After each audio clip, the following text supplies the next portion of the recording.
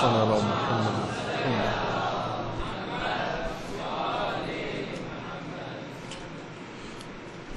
اعوذ باللہ من الشیطان الرجیم. بسم اللہ الرحمن الرحیم. الحمد للہ والصلاة والسلام علی رسول اللہ وآلہ آل اللہ واللعنۃ الدائمۃ علی اعدائہم اعداء اللہ من یوم عداوتہم الی یوم لقاء اللہ. اما بعد فقال اللہ تبارک و تعالی فی کتابہ المجید وفرقانہ الحمید.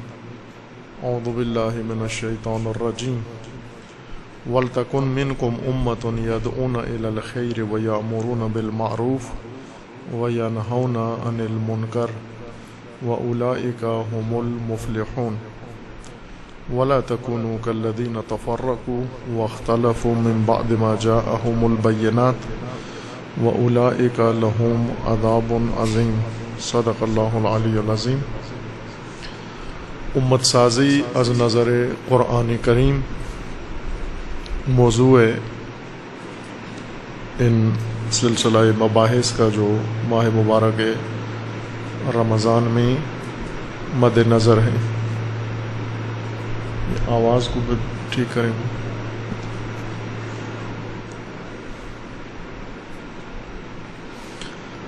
امت سازی وہ فریضہ ہے فراموش شدہ جو صدیوں سے متروک ہے، بلکہ یوں کہیں کہ صدر اسلام سے عہد رسول اللہ صلی اللہ علیہ وآلہ وسلم میں جو عمل انجام پایا اور اس کے بعد تدریجاً مسلمان اس فریضہ سے دور ہوئے اور آج بہت ہی دور ہیں. اور مسلمانوں کی اتنی کثرت کے باوجود اور اتنے عالی آئین رکھنے کے باوجود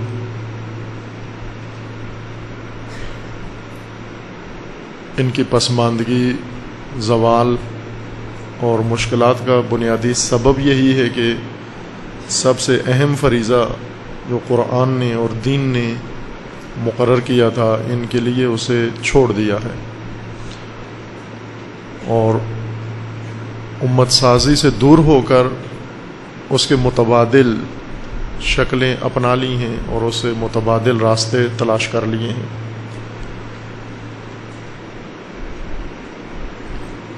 دو اہم فریضے انسان کے ذمے ہیں، ایک انفرادی طور پر اور ایک اجتماعی طور پر. انفرادی لحاظ سے خود سازی و اجتماعی طور پر امت سازی دو اہم فریضے ہیں، دو ہی واجب ہے ہمارے اوپر. آواز کیوں نہیں سیٹ کر رہے بھائی؟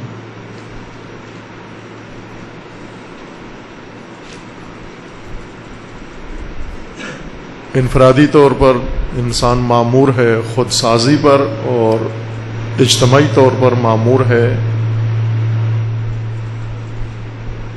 امت سازی پر.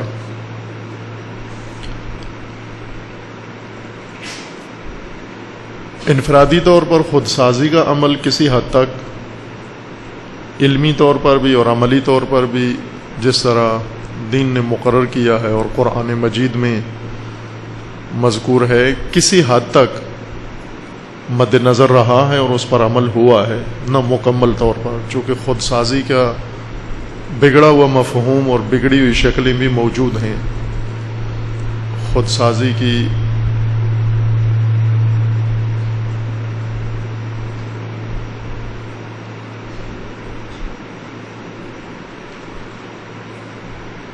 خود سازی کی انحرافی شکلیں جس طرح خانقائی شکل ہے اور اس طرح کے جو قابل مذمت شکلیں ہیں دین کی نگاہ سے، جن کے اندر دینی معیار خود سازی کے موجود نہیں ہیں.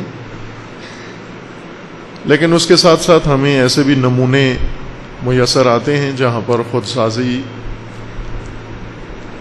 کا صحیح نمونہ بھی موجود ہے، لیکن امت سازی مجموعی طور پر متروک عمل رہا ہے اور مسلمان عملاً بھی اس سے دور ہوئے ہیں اور علمی طور پر بھی اس سے دور ہوئے ہیں. یعنی مسلمانوں کی تعلیمات میں بھی امت اسلامی و امت سازی نامی کوئی چیز نظر نہیں آتی، اور اس کے متبادل راستے تلاش کر کے علمی طور پر ان پر زیادہ علمی کاوشیں ہوئی ہیں، کام ہوا ہے، اور عملی طور پر بھی دوسرے متبادل امور یا متبادل ڈھانچے بنائے گئے ہیں جن میں آج مسلمان مشغول ہیں۔ خداوند تبارک و تعالیٰ نے انسان کو اختیار دیا ہے، از نظر تکوینی انسان آزاد ہے، جس راہ پر چلے، مجبور نہیں ہے، پابند نہیں ہے، ہدایت کے راستے پہ چلے، گمراہی کے راستے پہ چلے، تباہی کے راستے پہ چلے، انسانی راستے پہ چلے، شیطانی راستے پہ چلے، یہ راستے تکوینی طور پر انسان کے سامنے کھلے رکھے گئے ہیں۔ انسان کو ہدایت سامنے رکھ دی گئی ہے، جس طرح قرآن مجید کا فرمانا ہے کہ انا ہدینا السبیل اما شاکرا و اما کفورا، ہم نے دونوں راستے اس کے سامنے رکھ دیے ہیں، اور اب اسے اختیار کرنا ہے کہ وہ کس راہ پر چلتا ہے، آیا ہدایت کے راستے پہ چلتا ہے یا گمراہی کے راستے پر چلتا ہے۔ لیکن تشریعی طور پر، یعنی جب دین کے پابند ہو جاتا ہے، قبول کر لیتا ہے اسلام کو یا دین کو، وہاں آزادی نہیں ہے۔ دین اپنانے سے پہلے آزادی ہے انسان کو کہ دین کے راستے پہ چلے یا ضلالت کے راستے پہ چلے، کفر کے راستے پہ چلے یا ایمان کے راستے پہ چلے، انبیاء کی راہ پہ چلے یا شیاطین کی راہ پہ چلے۔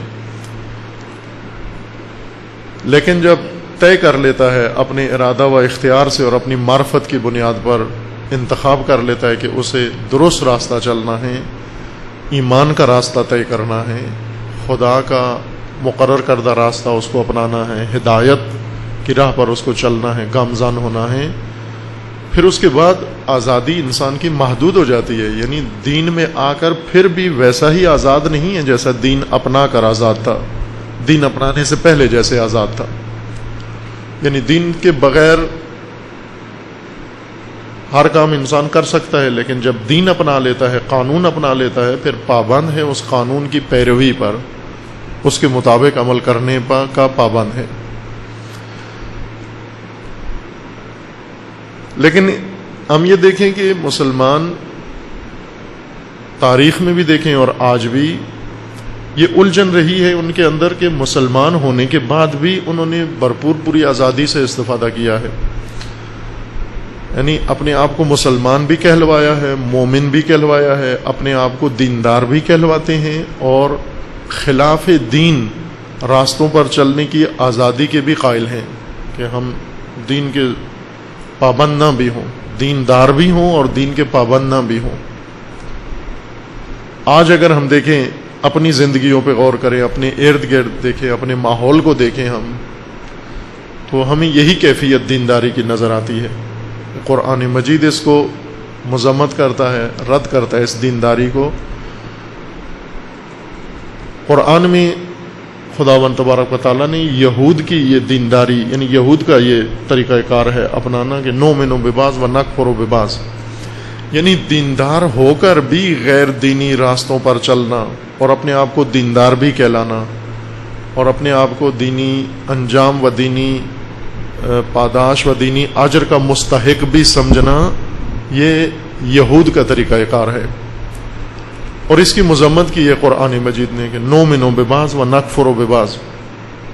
سورہ بقرہ میں بھی اور سورہ بقرہ کے بعد بھی خداوند تبارک و تعالیٰ نے اس دینداری کی مذمت کی ہے، اور یہی دینداری یہود سے مسلمانوں نے سیکھ کر، اور اب مسلمانوں نے یہ دینداری کا طریقہ اپنایا ہے کہ بعض کو لے لیں اور بعض کو چھوڑ دیں، اور توقع یہ رکھیں کہ ہم دین پر عمل پیرا ہیں۔ اس کو قرآن رد کرتا ہے کہ جو بعض کو لے لے بعض کو چھوڑ دے، یعنی بعض دین کے حصوں میں اپنے آپ کو پابند سمجھے اور بعض دین کے حصوں میں اپنے آپ کو آزاد، اس کو مجموعی طور پر دین سے باہر قرار دیا ہے قرآن نے، دین نے۔ اس شخص کو دین کے اندر شمار کیا گیا ہے جو مکمل طور پر دین کے اندر زندگی بسر کر رہا ہو، جس نے ایک پاؤں اندر رکھا ہوا ہو اور ایک پاؤں باہر رکھا ہوا ہو، کچھ امور دین کے تحت بسر کرتا ہو، کچھ امور دین سے باہر بسر کرتا ہو، اس مجموعی زندگی کو قرآن دین سے باہر ہی تصور کرتا ہے، ان کو بے دین شمار کرتا ہے قرآن۔ اگرچہ یہود خود مصر ہیں کہ ہم مومن ہیں، لیکن قرآن ان کے اس ایمان کی تصدیق نہیں کرتا۔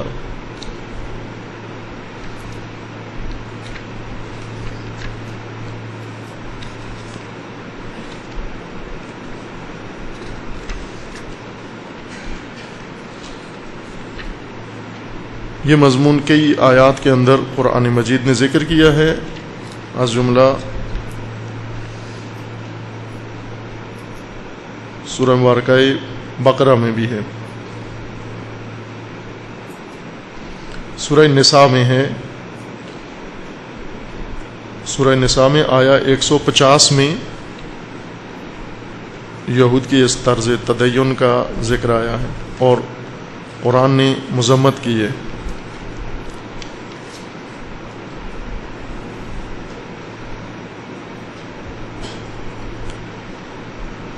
ان الذین، سورہ نساء میں ہے، ان الذین یکفرون باللہ ورسلہ ویریدون ان یفرقوا بین اللہ ورسلہ ویقولون نؤمن ببعض ونکفر ببعض ویریدون ان یتخذوا بین ذلک سبیلا۔ اس کو فرمایا کہ کچھ لوگ ایسے ہیں جو اللہ اور رسول کے درمیان بھی فرق ڈالتے ہیں، کہ خدا کو رسول سے الگ اور رسول کو خدا سے الگ سمجھتے ہیں، یعنی خدا کو مانتے ہیں، رسول کو نہیں مانتے۔ یہود اس طرح سے سوچتے تھے کہ ہم اللہ کو مانتے ہیں لیکن رسول اللہ کو نہیں مانتے۔ ہم یقولون نؤمن ببعض ونکفر ببعض، ہم بعض پر عمل کرتے ہیں اور بعض کو قبول نہیں کرتے۔ اسی طرح کا مطلب قرآن مجید نے سورہ بقرہ کے اندر بھی ذکر فرمایا ہے، آغاز سورہ بقرہ میں، کہ یہ دینداری جو تم نے اپنا رکھی ہے یہ قابل مذمت ہے۔ در حقیقت مسلمانوں کو متوجہ کرنا ہے کہ اس طرح سے دین نہیں اپنانا کہ آپ کچھ چیز کو مان لو اور کچھ کو چھوڑ دو۔ اگر ماننا ہے تو تمام مکمل کو ماننا ہوگا، اگر رد کرنا ہے تو مکمل دین کو رد کرنا ہوگا، اور اگر کچھ مانا کچھ نہیں مانا تو مجموعی طور پر اس کو جٹلانا تصور کیا جائے گا۔ یہ دینداری نہیں ہے تمہاری طرف سے۔ اس بنیاد پر اگر ہم نگاہ کریں تو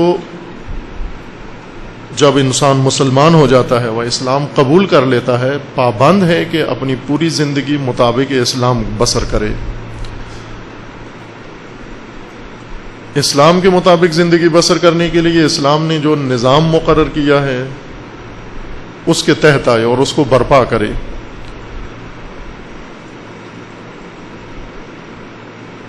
ہر نظام میں رہ کر نماز پڑھ لینا، اس کو قرآن دینداری نہیں کہتا۔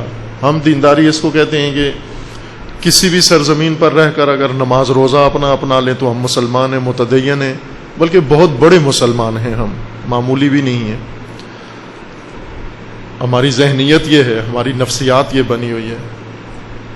یہود معتقد تھے کہ لن تمسنا النار الا ایاما معدودات، ہمیں آگ نہیں چھوئے گی چونکہ نحن احباء اللہ، نحن اولیاء اللہ، بلکہ یہ کہتے تھے نحن ابناء اللہ، معاذ اللہ، کہ ہم خدا کے محبوب ہیں، ہم خدا کے برگزیدہ ہیں، ہم خدا کے پیارے ہیں، ہم ہی ہیں تنہا مخلوق روئے زمین پر جنہیں خدا نے چن لیا ہے، اور تمام نعمتیں خدا کی ہمارے لیے ہیں، اخروی جنت ہمارے لیے ہے، بہشت ہمارے لیے ہے، نعمتیں ہمارے لیے ہیں، سب کچھ اپنے نام لکھواتے تھے۔ یہ ان کا موقف تھا یہود کا۔ کرتے کیا تھے؟ دین فروشی، نؤمن ببعض ونکفر ببعض، اور جو کچھ خدا نے بتایا تھا اس کے برخلاف عمل کرتے تھے، لیکن اپنے بارے میں گمان یہ کرتے تھے کہ ہم بہت بڑے مومن ہیں، بہت بڑے مسلمان ہیں، ہم احباء اللہ ہیں، و اولیاء اللہ ہیں، و ابناء اللہ ہیں۔ یہی احساس آج مسلمانوں کے اندر نظر آتا ہے کہ اپنے آپ کو برگزیدہ قوم سمجھتے ہیں، جبکہ مکمل طور پر خدا کے نظام سے باہر زندگی بسر کر رہے ہیں. ایمان ہے خدا پر، لیکن خدا کے بنائے ہوئے طریقہ کار کے مطابق زندگیاں نہیں ہیں. یہ گمان رکھتے ہیں کہ ہم کسی بھی سرزمین پر رہ کر اگر انفرادی اعمال عبادات بجا لائیں ہم بہت بڑے مسلمان ہیں، پھر ہم احباء اللہ بھی ہیں، اولیاء اللہ بھی ہیں، اور دنیا و آخرت کی ساری نعمتیں خدا و تعالیٰ کی وہ ہماری ہیں. یہ اختیار نہیں ہے، مسلمانوں کو یہ اختیار نہیں ہے کہ وہ مسلمان ہونے کے بعد پھر اختیار رکھتے ہیں کسی بھی حالت میں رہائش کا یا رہنے کا. جو حالت رہنا چاہیں رہ سکتے ہیں، زندگی بسر کرنا چاہیں کر سکتے ہیں. اتفاقاً یہی مسلمان جب غیر مثلا اسلامی ممالک میں جاتے ہیں، خصوصاً مغربی ممالک میں جاتے ہیں، یا حتی بعض مسلمان ممالک میں، وہاں پر ان سے عہد لیا جاتا ہے کہ جب آپ نے اس ملک کا شہری رہنا پسند کیا ہے، چنا ہے، یہاں کے آپ شہری بننا چاہتے ہیں، شہری نہ بھی بننا چاہیں، صرف موقت ٹیمپریری زندگی اگر یہاں بسر کرنا چاہتے ہیں تو آپ کو عہد کرنا پڑے گا کہ تمام قوانین اس مملکت کے ان کو آپ فالو کریں گے، انہیں عمل کریں گے، ان کے مطابق زندگی بسر کریں گے. بس مغربی ممالک کے اندر رہنے والے جب شہریت لیتے ہیں تو انہیں عدالت میں باقاعدہ مقدس کتاب کے اوپر، پہلے انجیل کے اوپر ان سے قسم لیتے تھے، اب مسلمانوں سے قرآن کے اوپر ظاہراً لیتے ہیں. پہلے یہ بھی انجیل پر قسم کھاتے تھے مسلمان، ہاتھ رکھ کر عہد کرتے تھے کہ ہم اس ملک کے اندر رہیں گے اور یہاں کی تہذیب، یہاں کی ثقافت، یہاں کا نظام، یہاں کا سسٹم، یہاں کی حکومت، یہاں کے قوانین، یہاں کا کلچر، ہر چیز کو ہم مانتے ہیں، تسلیم کرتے ہیں اور اس کے مطابق ہم زندگی بھی بسر کریں گے. اور اتفاقاً کرتے بھی ہیں، پابند بھی ہیں، وہاں سختی سے پابندی کرتے ہیں. حتیٰ گھریلو طور پر اپنے گھروں کے اندر جہاں ان کی یعنی نجی زندگی ہے، پرائیویٹ زندگی ہے، اس کے اندر بھی اس نظام کو فالو کرتے ہیں. مثلا وہاں کے قانون میں ہے کہ والدین بچوں کو مار نہیں سکتے، اگر ماریں گے تو مجرم ہیں. بچوں کو ٹیلی فون نمبر 8 سال کی عمر میں یا 7 سال کی عمر میں پولیس ایک ٹیلی فون نمبر دے دیتی ہے بچوں کو کہ ذرا سا بھی والدین تنگ کریں آپ فون کر دیں. پولیس بغیر حیل حجت کے ماں باپ کو اٹھا کے جیل میں ڈال دیتی ہے جب تک صفائی نہ پیش کریں اپنی. ہیں یہ لطیفے نہیں ہیں، حقیقت ہے یہ کہ کتنے والدین وہ جیلوں میں ہیں بچوں کے ہاتھوں. بعض اوقات بچے کسی وجہ سے فون کر دیتے ہیں کہ وہ لے جاتے ہیں، آ کر پکڑ کے لے جاتے ہیں. یہ قانون ہے وہاں کا، اور اس قانون پر سختی سے عمل پیرا ہیں. مسلمان والدین اپنے گھروں کے اندر، اپنی چار دیواری کے اندر اپنے بچے کو ڈانٹ نہیں سکتے، اپنے بچے کو مار نہیں سکتے، اپنے بچے کو تنبیہ نہیں کر سکتے، کیونکہ وہاں کا قانون ہے کہ آپ بچے کو کچھ نہیں کہہ سکتے. آپ صرف بچے کے خدمت گزار ہیں، سرونٹ ہیں آپ اس کی ضروریات پوری کریں آپ، بس باقی اس سے کوئی سروکار نہیں ہونا چاہیے. بچہ جو کرنا چاہتا ہے اس کو کرنے دو. اب بعض لوگ جو یہاں سے گئے ہوئے ہیں انہوں نے کسی حد تک اپنی تہذیب کوشش کرتے ہیں اپنے گھروں میں چھپ چھپا کے، بچوں سے معذرت کر کے، معافیا مانگ کے گھروں کے اندر لاگو کرنے کی کوشش کرتے ہیں. لیکن عموماً یہ ماحول ہے وہاں کہ اپنی نجی زندگی کے اندر بھی وہاں کے اجتماعی قانون کو فالو کرتے ہیں. بس آپ دیکھیں کہ یہی مسلمان سیاسی طور پر جس ملک میں جاتے ہیں اس ملک کے سیاسی نظام کے مطابق زندگی بسر کرتے ہیں، اس کی اتباع کرتے ہیں، اس کی مکمل طور پر اطاعت کرتے ہیں، ذرا برابر اس کی مخالفت نہیں کرتے، سختی سے پابندی کرتے ہیں. حتیٰ وہاں کے مقامی لوگ بعض اوقات قانون شکن ہوتے ہیں، لیکن یہاں سے گئے ہوئے مسلمان مشرقی یہ نہیں قانون شکنی کرتے، یہ باقاعدہ قوانین کی پابندی کرتے ہیں. مثلا وہاں کے جو ٹریفک قوانین ہیں ان کی سختی سے یہ لوگ پابندی کرتے ہیں. آدھی رات کو بھی اگر جا رہے ہوں، کسی تاریک گلی میں جا رہے ہوں، وہاں کوئی ٹریفک نہ ہو، کوئی بندہ بشر نہ ہو، پھر بھی یہ وہاں کراسنگ پہ جا کے رکتے ہیں، بریک لگاتے ہیں، چونکہ وہاں کے قانون میں ہے کہ آپ نے پہلے رکنا ہے، دائیں بائیں دیکھنا ہے، پھر اس کے بعد چلنا ہے۔ یہ وہاں یہ کام کرتے ہیں، اور اس طرح سے وہاں کا جب شہری بننا پسند کرتے ہیں، سوسائٹی میں جاتے ہیں تو یہ ساری چیزیں قبول کر لیتے ہیں، عہد بھی کرتے ہیں اور عملاً اس کو ثابت بھی کرتے ہیں۔ لیکن یہی لوگ جب اسلام قبول کرتے ہیں، اسلام کے تقاضے پورے نہیں کرتے۔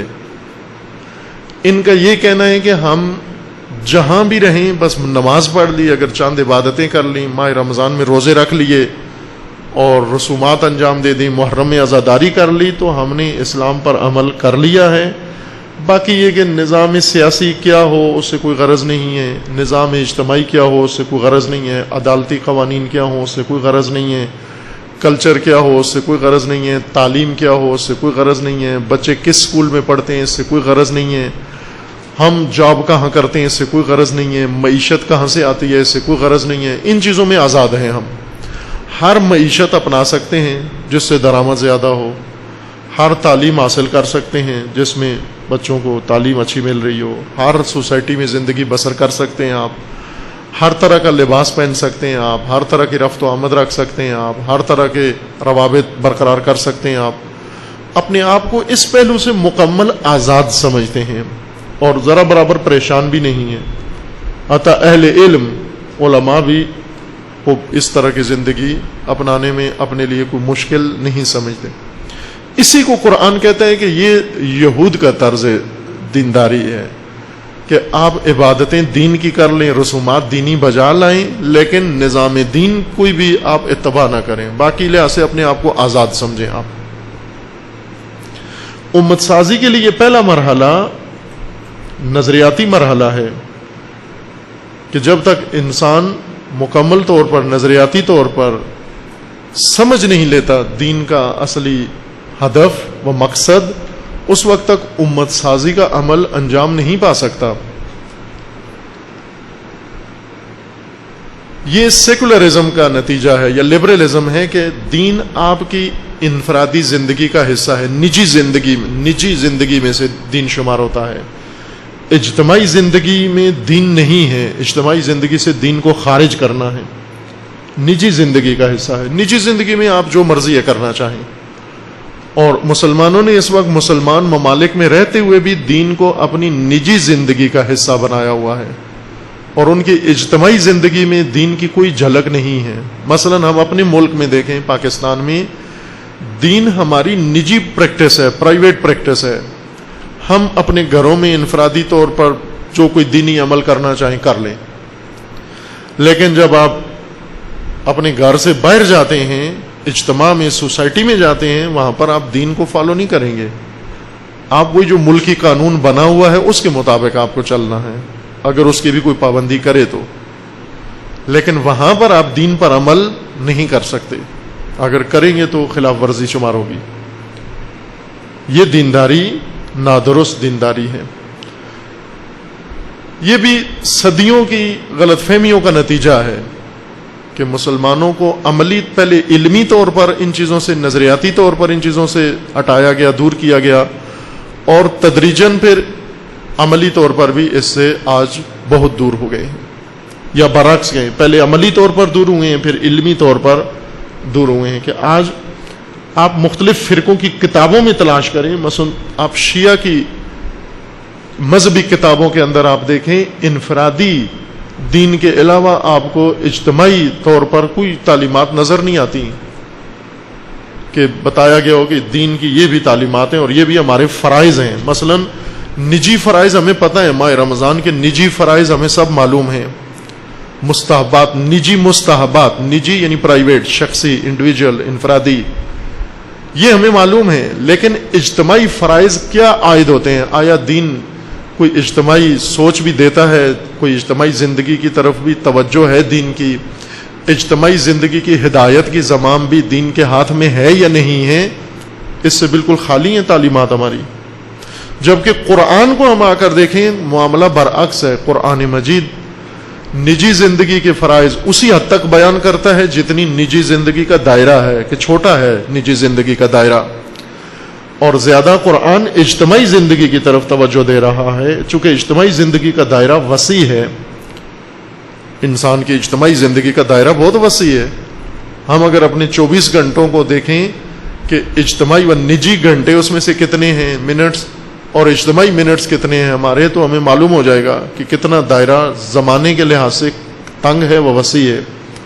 مثلا نجی زندگی ہماری وہی ہے جب آپ مثلا بالکل کٹ کٹا کے سوسائٹی سے، اجتماع سے اور گھر سے اور دوسرے افراد سے بالکل تنہا ہوتے ہیں، خلوت میں ہوتے ہیں. جس لحظے آپ سوچ میں بھی تنہا ہیں، عمل میں بھی تنہا ہیں، خواہش میں بھی تنہا ہیں، فکر میں بھی تنہا ہیں، وہ آپ کا نجی لحظہ ہے.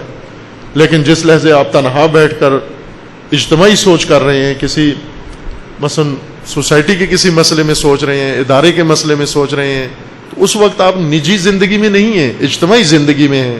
اکیلے بیٹھ کر اجتماعی زندگی میں کوئی رول ادا کر رہے ہیں. اگر ہم مجموعی طور پر دیکھیں 24 گھنٹوں کے اندر شاید 4 گھنٹے ہمارے نجی گھنٹے شمار ہوتے ہیں، 20 گھنٹے اجتماع میں بسر ہوتے ہیں ہمارے، ذہنی طور پر بھی اور فزیکلی طور پر بھی.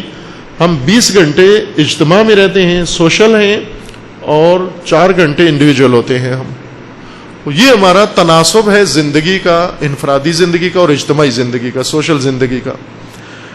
قرآن جو ہدایت ہے، دین ہدایت ہے، تو ہدایت 24 گھنٹوں کے لیے لے کر آیا ہے.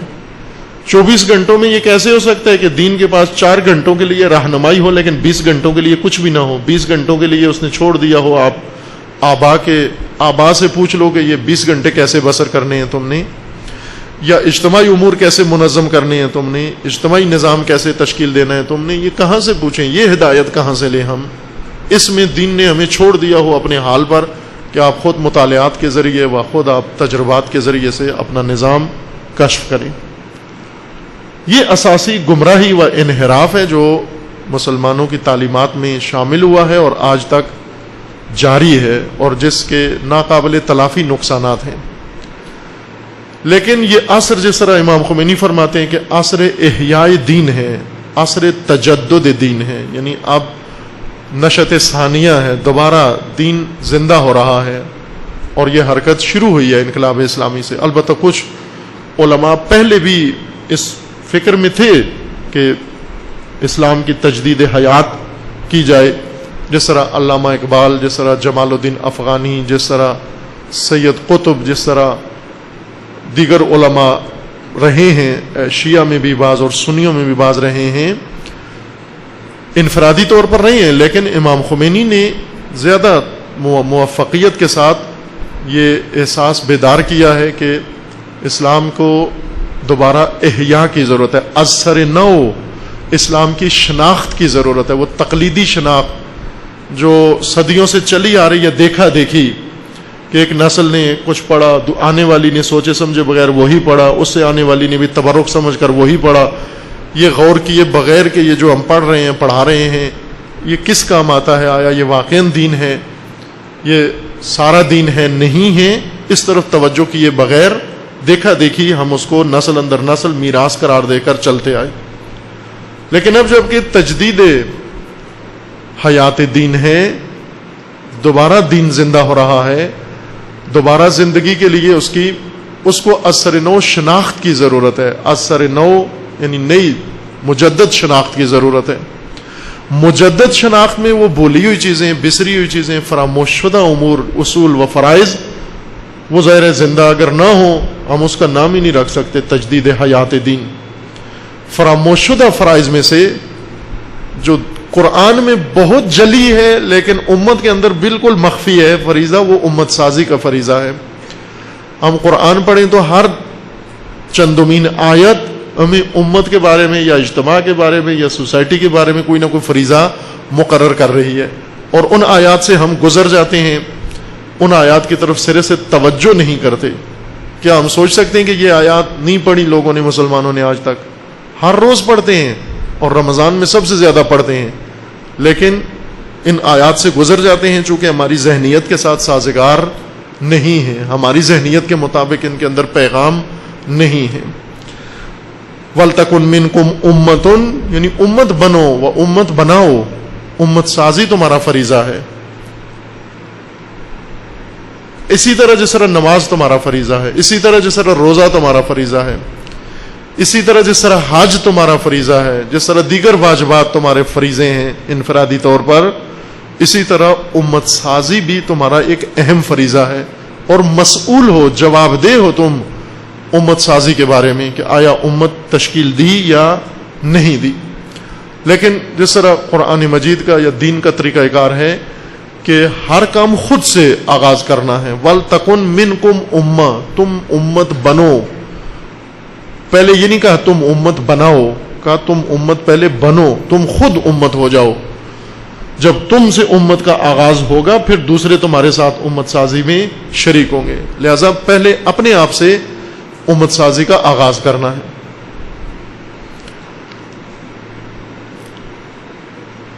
یہ آزادی ہمیں جو دین میں رہ کر آزادی کا ہم نے اپنایا ہوا ہے اور مومن بنے ہوئے ہیں، احباء اللہ و اولیاء اللہ کے چادریں اوڑی ہوئی ہیں، لبادے، یہ ذہنیت اپنی اصلاح کرنی ہے ہم نے کہ دین جب اپنایا ہے تو پھر آزادی ختم ہے۔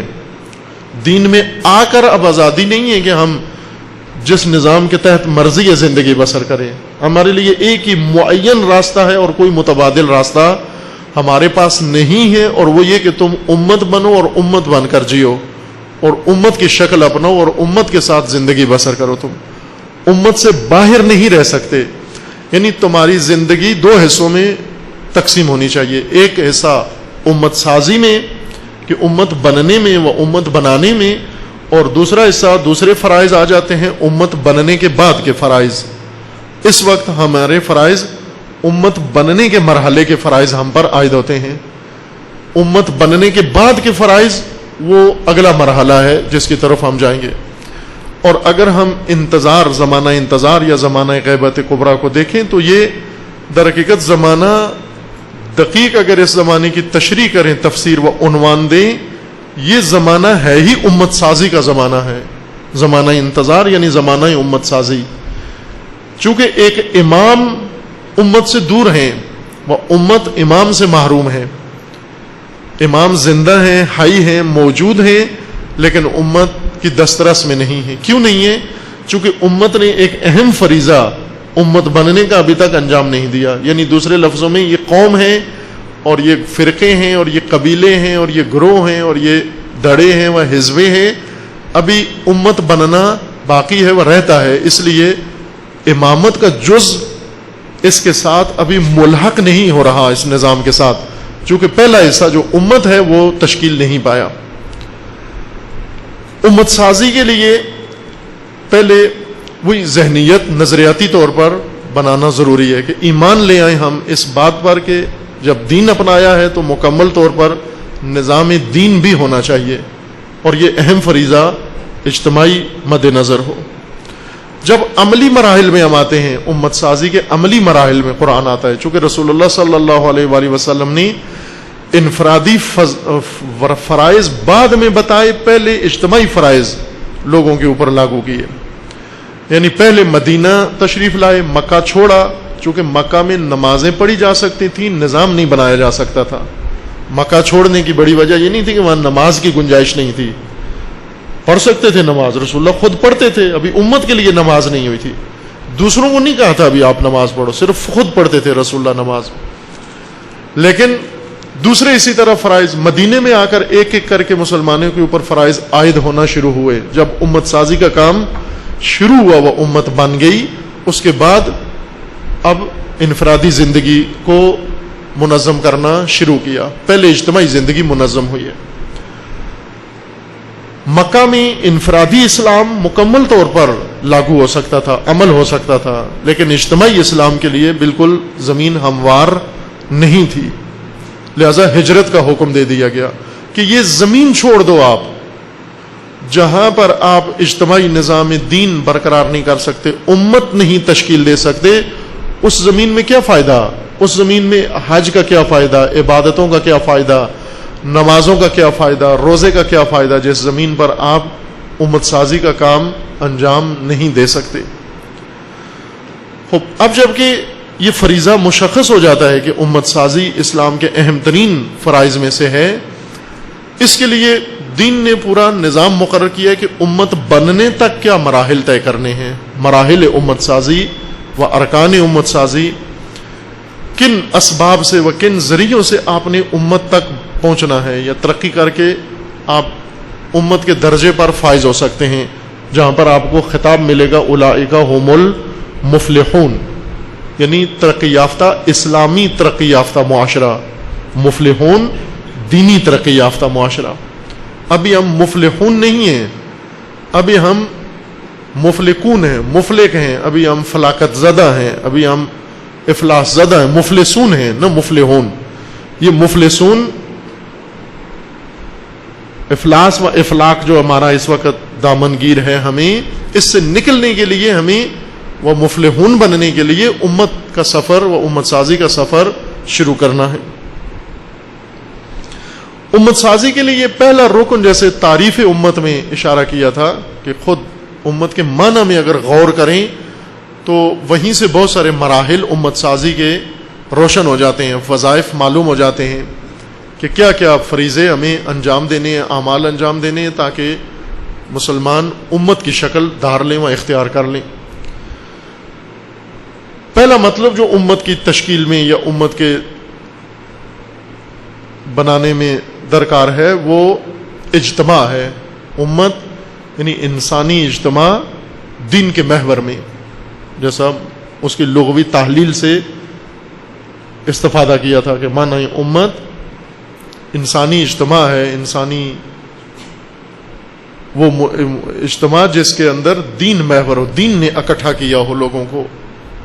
پس پہلا رکن اجتماع ہے. اجتماع یعنی وحدت، متحد ہوں، آپس میں ایک ہوں، تاکہ اجتماع کہلا سکیں، انفرادی حالت سے باہر آئیں اور اجتماع کی لڑی میں پروئے جائیں. پہلا عنصر یہ ہے امت کی طرف سفر کرنے کے لیے. پہلا رکن جو دین بیان کرتا ہے، البتہ نظریاتی مرحلے سے بعد عملی مرحلے کی طرف، پہلا رکن وحدت ہے. یہی آیہ کریمہ سورہ مبارکہ آل عمران کی آیہ 104، اس سے پہلے آیہ 103 ہے جو عموماً بینروں کے اوپر لکھی ہوتی ہے، اور بینروں کے لیے ہم اس طرح کی آیات بینروں کے لیے رکھی ہوئی ہیں کہ جب کوئی ایام خاص آتے ہیں تو ان کے بینر بناتے ہیں. ہم کچھ آیات سے استخارے نکالتے ہیں، کچھ آیات سے ہم ورد کرتے ہیں. جیسے اگر کوئی مریض ہو جائے تو امن یجیب پڑھتے ہیں، امن یجیب ہے مریضوں کے لیے، انا للہ ہے مردوں کے لیے. اور اس طرح ہر مناسبت کے لیے ایک آیت ہم نے رکھی ہوئی ہے کہ کس مناسبت سے کیا آیا ہم نے پڑھنی ہے. کچھ آیات استخارے کے لیے ہیں اور ان میں سے ایک آیت ہے بینر بنانے کے لیے، چونکہ کچھ آیات ہیں پوسٹرز کے لیے کہ جب مسلمان کو فنکشن کرتے ہیں تو وہاں پر بینر لگاتے ہیں.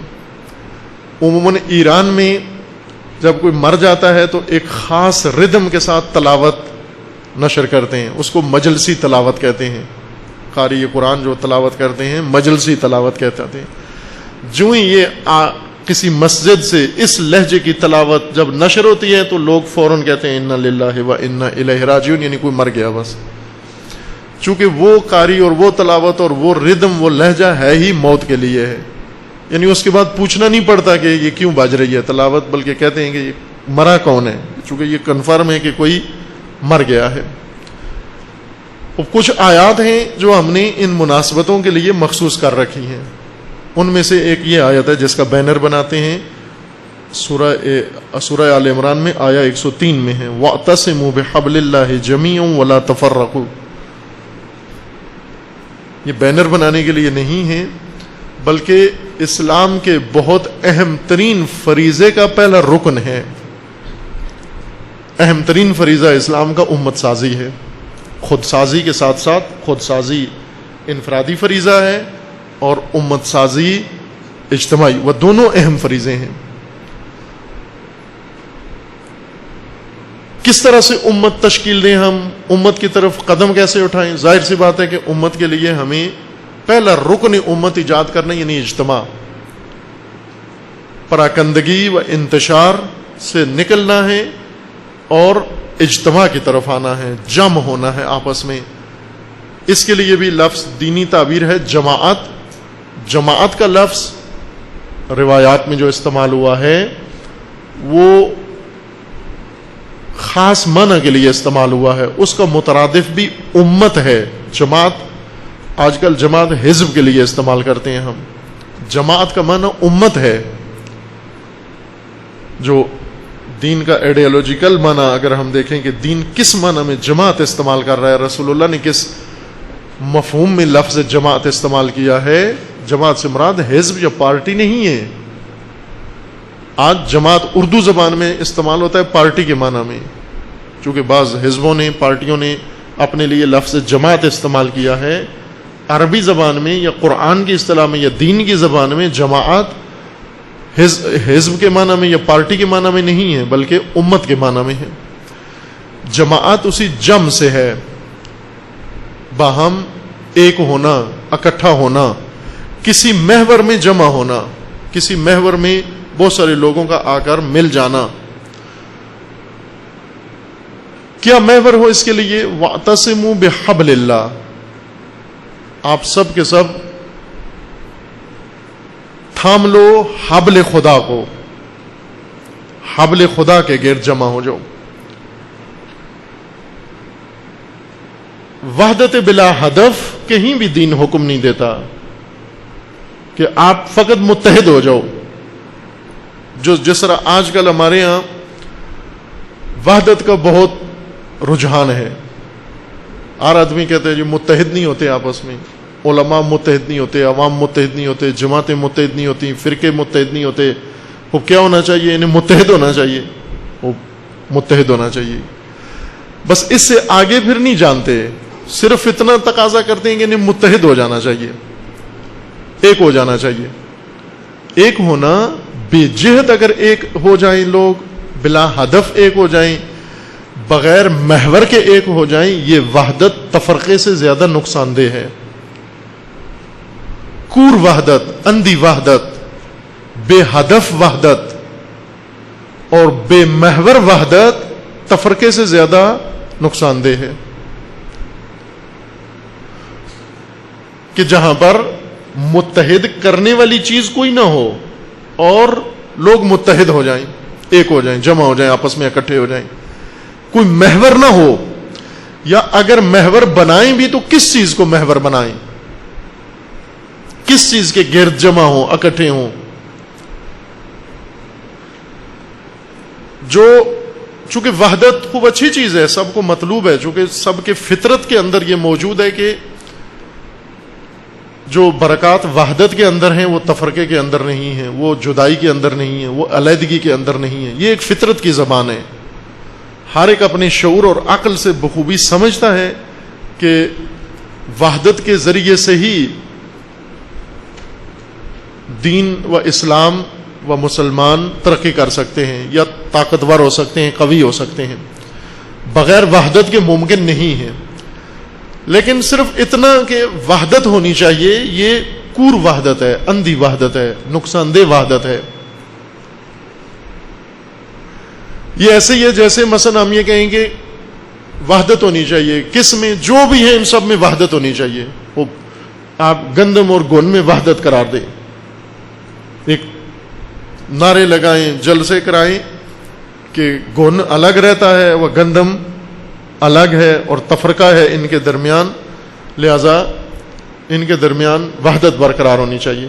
اور ان دونوں کو زبردستی بٹھا کے گن اور گندم کو، گیو اور گن کو، ان کے درمیان وحدت قرار۔ گن سمجھتے ہیں کیا چیز ہے جی؟ کیا ہے گن؟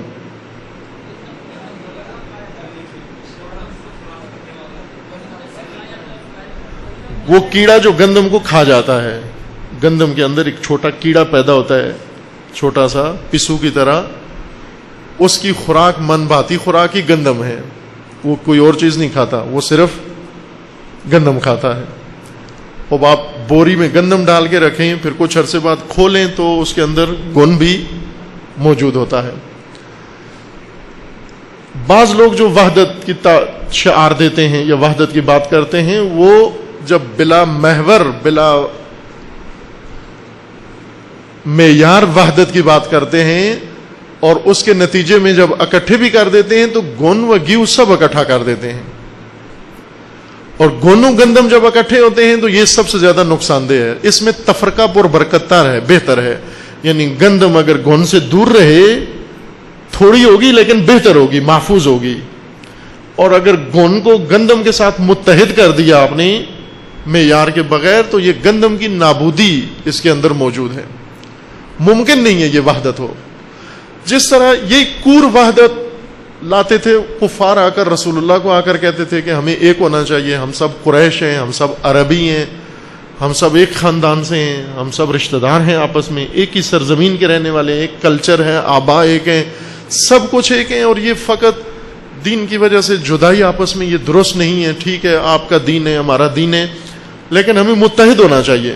یہ پیشکش کرتے تھے رسول اللہ کو آ کر وحدت کی. اس وقت قرآن مجید کی یہ سورہ اتری کہ قل یا ایھا الکافرون لا اعبد ما تعبدون. یہ وحدت نہیں ہو سکتی، یہ کفر اور ایمان کی وحدت نہیں ہو سکتی، کیونکہ نقطہ اشتراک کوئی بھی نہیں ہے بیچ میں، بلکہ خطرناک ہے. شرک و کفر اگر ایمان کے ساتھ جمع ہو جائیں تو شرک ایمان کو کھا جاتا ہے، مشرک مومن پر غالب آ جاتا ہے، کافر ہمیشہ مومن پر غالب آ جاتا ہے.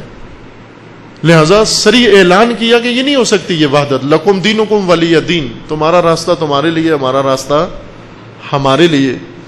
لیکن دوسری طرف سے آ کر وہ طبقہ جو ایمان کے سائے میں الگ ہوا، ان کو حکم دیا کہ وَاعْتَصِمُوا بِحَبْلِ اللَّهِ جَمِيعًا، سب کے سب خدا کی رسی تھام لو، حبل اللہ تھام لو.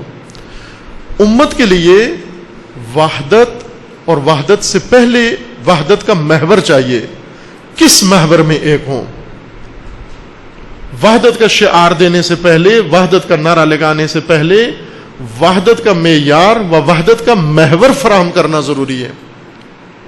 یعنی حبل اللہ موجود ہو، حبل اللہ لے کر جائیں اور کہیں کہ اس کے گرد ہمیں جمع ہونا ہے، نہ کہ جمع ہونا ہے. ہمیں جمع ہونا یہ کوئی وحدت کا معیار نہیں ہے کہ اکٹھے ہو جائیں، مل جائیں آپس میں، کسی محور میں مل جائیں آپس میں. کس محور میں ملیں؟ قرآن نے معین کر دیا ہے کہ ملنا و وحدت جو امت سازی کا پہلا رکن ہے، اس کے لیے آپ کو حبل اللہ کے گرد جمع ہونا ہے. حبل اللہ یعنی دین، حبل اللہ یعنی آئین خدا. حبل اللہ کے مصادیق قرآن مجید ہے، حبل اللہ کے مصادیق خود دین ہے، حبل اللہ رسول اللہ صلی اللہ علیہ وآلہ وسلم کی ذات ہے. جس طرح عروۃ الوثقی قرآن مجید کے ہی اصطلاح ہے، عروۃ الوثقی سے تمسک کرو، اور روایات میں بیان کیا گیا کہ عروۃ الوثقی کے متعدد مصادیق ہیں. اسی طرح حبل اللہ کے متعدد مصادیق ہیں کہ سب ایک ہی مصداق کی مختلف پہلو ہیں، نہیں ہے کہ کئی حبل اللہ کئی ہیں. حبال اللہ نہیں ہے، حبل اللہ ہے، ایک رسی ہے. اس ایک رسی کے کئی پہلو ہیں، جس پہلو سے ہم تمسک کریں گویا ہم نے حبل اللہ سے تمسک کیا ہے. اور جامع ترین مصداق حبل اللہ کا خود دین خدا ہے، یعنی دین کے محور میں اکٹھے ہوں. پس وحدت دین کے محور میں، تنہا وحدت جو امت سازی کی طرف انسان کو لے جاتی ہے وہ دین کے محور میں وحدت ہے. ورنہ قومیت کی بنیاد پر جو وحدت ہے، لسانیت کی بنیاد پر وحدت ہے، علاقائیت کی بنیاد پر وحدت ہے، رنگ و نسل کی بنیاد پر وحدت ہے، قبیلے کی بنیاد پر وحدت ہے، نسب کی بنیاد پر وحدت ہے، مفادات کی بنیاد پر وحدت ہے، اقتدار کی بنیاد پر وحدت ہے. یہ وحدتیں امت کی طرف نہیں لے جاتی. ان وحدتوں کا رخ کسی اور طرف ہے. ممکن ہے ان وحدتوں کے اندر بھی فوائد ہوں، لیکن ان وحدتوں کے ذریعے سے انسان ہرگز امت نہیں بن سکتا. امت بننے کے لیے پہلا رکن وحدت ہے، وہ وحدت کا محور حبل اللہ ہے. خوب، اب فوراً پھر کہتے ہیں کہ ٹھیک ہے ہم حبل اللہ کے گرد جمع ہو جاتے ہیں. وہ حبل اللہ کہاں ہے؟ جب وحدت کا بھوت سوار ہو جائے آدمی کے اوپر، اور کور وحدت، بے ہدف وحدت، بے جہت وحدت و بے محور وحدت، اس وقت انسان پھر مثلا کہیں گے وحدت کے لیے حبل اللہ چاہیے، اور پھر فوراً کہیں گے چلو حبل اللہ کے گرد جمع ہو جاتے ہیں. حبل اللہ کیا ہے؟ حبل اللہ دین. خوب کہاں ہے دین؟ پہلے اس دین کو واضح کرو کہ اس کے گرد جمع ہو، اس کی وضاحت کی ضرورت ہے. دین یعنی وہی آئیڈیالوجی، نظریہ، اس نظریے کے گرد جمع ہو جائیں آپ. نظریے کے گرد جمع ہونے کے لیے آپ کو سب کچھ چھوڑنا پڑے گا جو حبل اللہ سے ہٹ کر آپ نے اپنایا ہوا ہے. حبل اللہ کے محور میں آنا، دین کے محور میں آنا. یوں تو نہیں ہے کہ ہم دین کے محور میں اکٹھے ہو جاتے ہیں. کیوں؟ یعنی شعار دینی دیتے ہیں، دین کا بینر قرار دیتے ہیں، دین کا عنوان قرار دیتے ہیں. مثلا ہم جماعت بنا لیتے ہیں اور اس جماعت کو دینی جماعت کہتے ہیں اور کہتے ہیں سب اکٹھے ہو جائے. وہ میٹنگ میں آپ بسم اللہ سے میٹنگ شروع کرو، یہ دینی میٹنگ ہو جاتی ہے. آخر میں دعا کر دو، یہ دینی میٹنگ ہو جاتی ہے. نہ، حبل اللہ اس چیز کا نام نہیں ہے. حبل اللہ کا مطلب یعنی آپ مکمل طور پر دین کے علاوہ جو نظریات ہیں ان سب کو ترک کرو، ان معیارات کو ترک کرو، وہ سب چیزیں چھوڑ کر ہر چیز دین کی محور میں اپنا لو.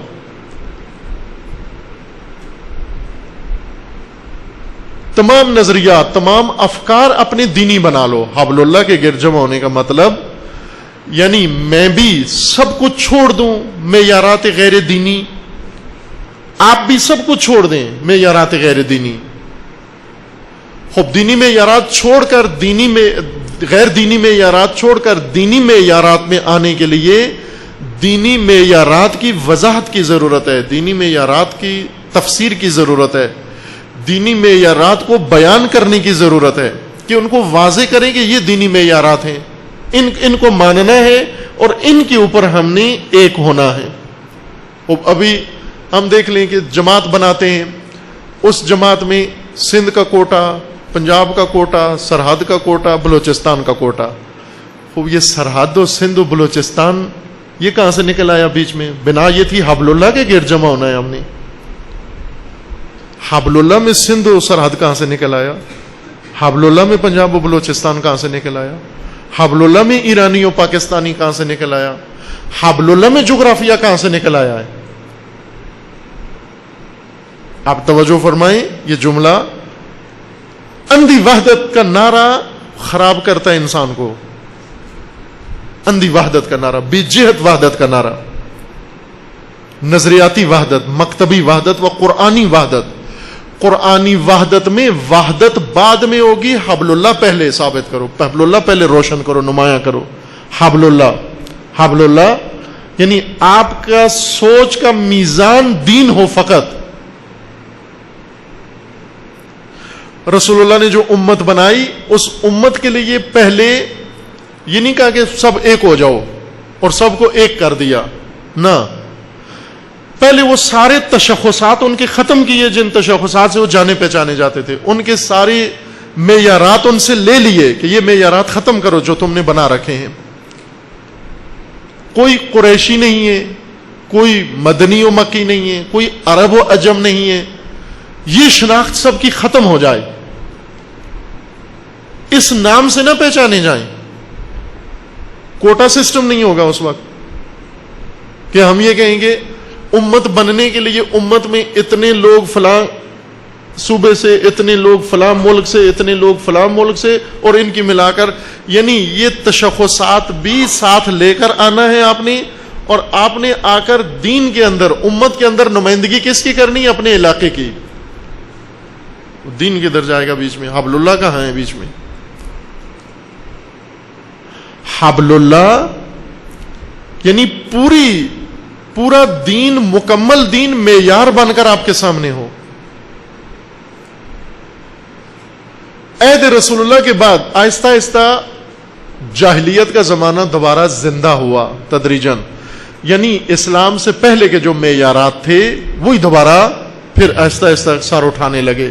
اور اس طرح امت کا جو اصلی شیرازہ تھا، وہ جو مرکزی چیز تھی جس کے گرد امت نے رہنا تھا، وہ آرام سے نکال لی گئی اور اس کی جگہ پر نیا دھاگا ڈال دیا گیا.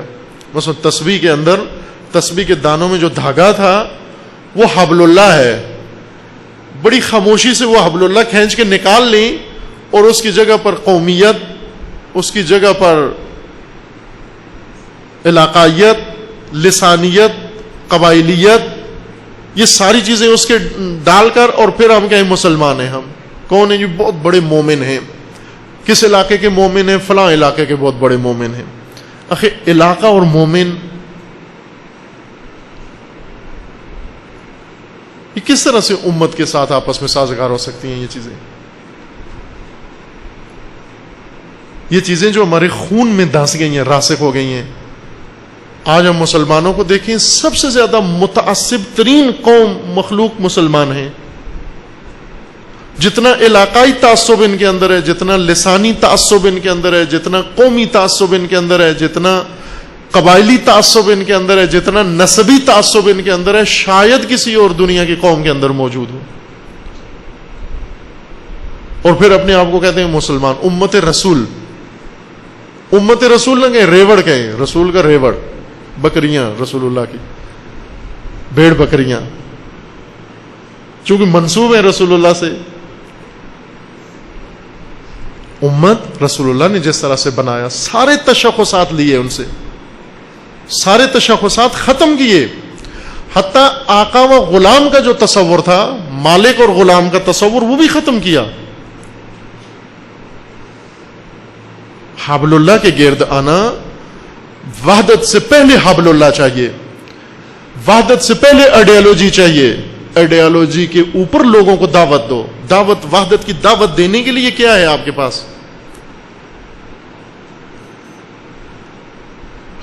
دیکھیں، کوئی شادی ہوتی ہے تو لوگوں کو بلایا جاتا ہے. آپ شادی نہ کریں، لوگوں کو کارڈ بھیج دیں کہ فلاں دن آ جائیں، جمع ہو جائیں. خوب لوگ آ کے پوچھیں کیوں جمع کیا ہے؟ چونکہ جمع ہونے میں برکت ہے، اس لیے آپ کو جمع کیا ہے. خوب اس اجتماع کا کیا نتیجہ ہوگا؟ شادی میں بلائیں، سب کو پتا ہوتا ہے کہ شادی میں بلایا جا رہا ہے، ولیمہ کھانا ہے، کوئی مبارکباد دینی ہے، مٹھائی دینی ہے، رسومات میں شرکت کرنی ہے. معلوم ہے کہ کس لیے بلایا گیا ہے.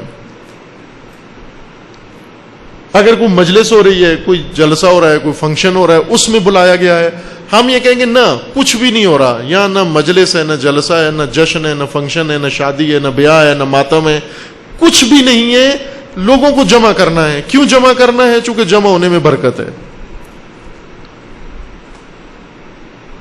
یہ اجتماع اگر ہوا، خطرناک ترین اجتماع ہوگا، جس کا کوئی محور نہ ہو، جس کا کوئی مرکز نہ ہو. مرکز کے گرد اجتماع ضروری ہے. لہذا وحدت سے پہلے جس چیز کی ضرورت ہے وہ آئیڈیالوجی ہے.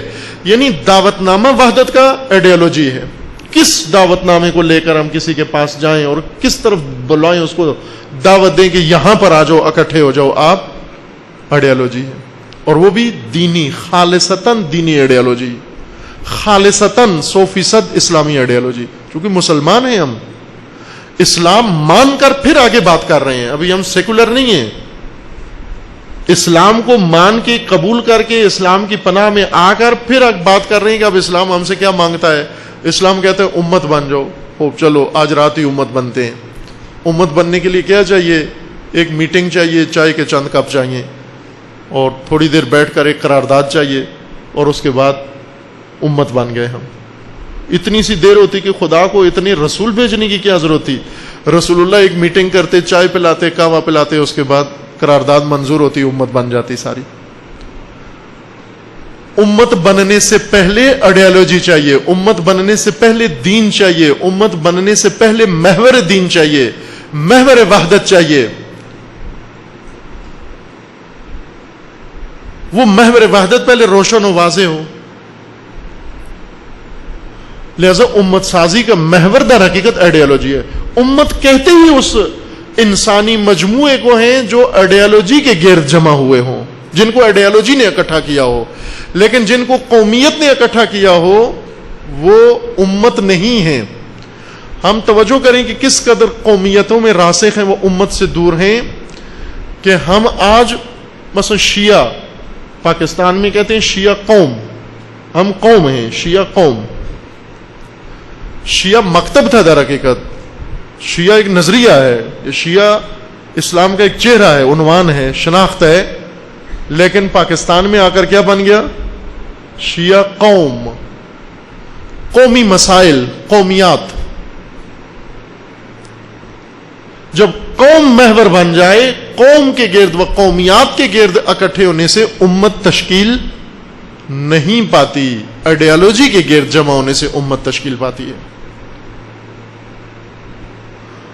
ابھی ہمارے پاس جو دین کی تفسیر موجود ہے, جو دین کے اعتقادات و اعمال و فرائض موجود ہیں, یہ آئیڈیالوجی نہیں ہے, یہ پراکندہ تھوڑے تھوڑے احکام, کچھ اس شعبے کے کچھ اس شعبے کے, یعنی ایک کشکولی دین ہے ہمارے پاس موجود, کشکول کی شکل میں ہے, جس میں تھوڑے سے اخلاقیات ہیں, تھوڑے سے آداب و رسوم ہیں, تھوڑے سے اعتقادات ہیں, تھوڑے سے اعمال ہیں, احکام ہیں, عبادات ہیں. یہ جمع کر کے ہم نے اس کو دین بنایا ہوا ہے, اور اس کے گرد اب جمع کرنا چاہیے. مثلا اس وقت شیعہ رسومات کے گرد جمع ہیں. پاکستان میں مذہب کی جو رسومات ہیں یہ محور وحدت ہیں, رسومات مذہب.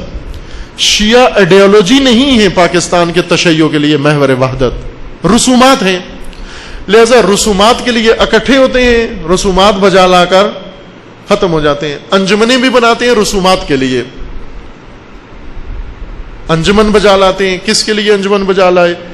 یا محرم کی رسومات ہیں, یا رمضان کی رسومات ہیں, یا کسی اور چیز کی رسومات ہیں.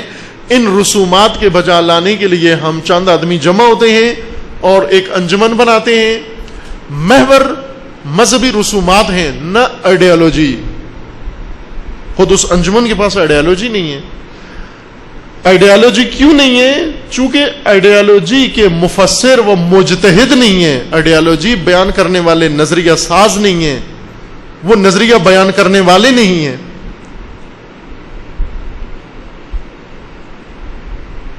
امت سازی کے لیے پہلا مرحلہ آئیڈیالوجی ہے. وہ دعوت نامہ ہوگا امت کی طرف. آئیڈیالوجی کس طرح تدوین ہوگی؟ آئیڈیالوجی سے مراد کیا ہے؟ آئیڈیالوجی سے مراد یعنی آپ کے پاس دین کے نقطۂ نگاہ سے, دینی تفسیر کے مطابق اس پورے جہان کے لیے ایک پوری تفسیر موجود ہو, اس سارے عالم کائنات کے لیے. اس کائنات کا ہدف, فلسفہ, مقصد, نظام, یہ سارا واضح طور پر آپ کے سامنے موجود ہو, آپ کو معلوم ہو کہ دین کی نگاہ میں یہ جہان کیا ہے, دین کی نگاہ میں یہ کائنات کیا ہے, دین کی نگاہ میں اس کے کتنے مرتبے ہیں, دین کی نگاہ میں دین کیا کہتا ہے کہ یہ کائنات کیسے وجود میں آئی, کیوں وجود میں آئی, کس مقصد کے لیے وجود میں آئی. یہ سارے سوالات واضح جواب کے ساتھ جس کے پاس موجود ہوں, یہ آئیڈیالوجی کا پہلا سبق ہے. اور ہمیں پتہ ہے, مسلمانوں کو معلوم ہے کہ دین کا نقطۂ نگاہ اس کائنات کے بارے میں کیا ہے, کائنات کی وسعت کتنی ہے, کائنات کے مرتبے کتنے ہیں, یہ کائنات کن حصوں پر مشتمل ہے, یہ کائنات وجود میں کیسے آئی ہے, یہ کیوں وجود میں آئی ہے. یہ پہلا حصہ ہے اس کا. کائنات کا نظام کیا ہے, کائنات کا خالق کون ہے, اس کائنات کا اس خالق کے ساتھ رابطہ کیا ہے, یہ آئیڈیالوجی کا پہلا سبق ہے. وہ ہے کسی دینی کتاب میں یہ پڑھا ہے ہم نے.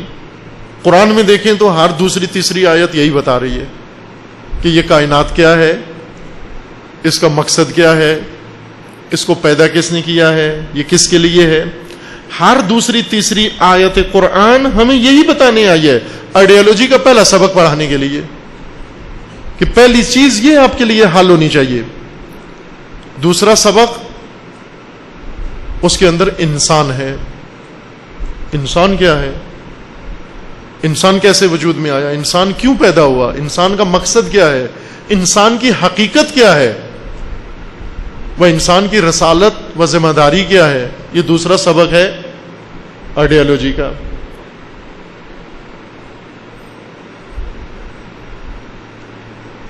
تیسرا سبق آئیڈیالوجی کا کہ اب انسان کا مقصد جب واضح ہو گیا ہے تو اس مقصد تک پہنچنے کے لیے انسان کو جو سفر درپیش ہے وہ کیا ہے، اس کے مراحل کیا ہیں، کیا امور درکار ہیں انسان کو تاکہ یہ سفر طے کر کے اپنے مقصد خلقت تک پہنچ سکے،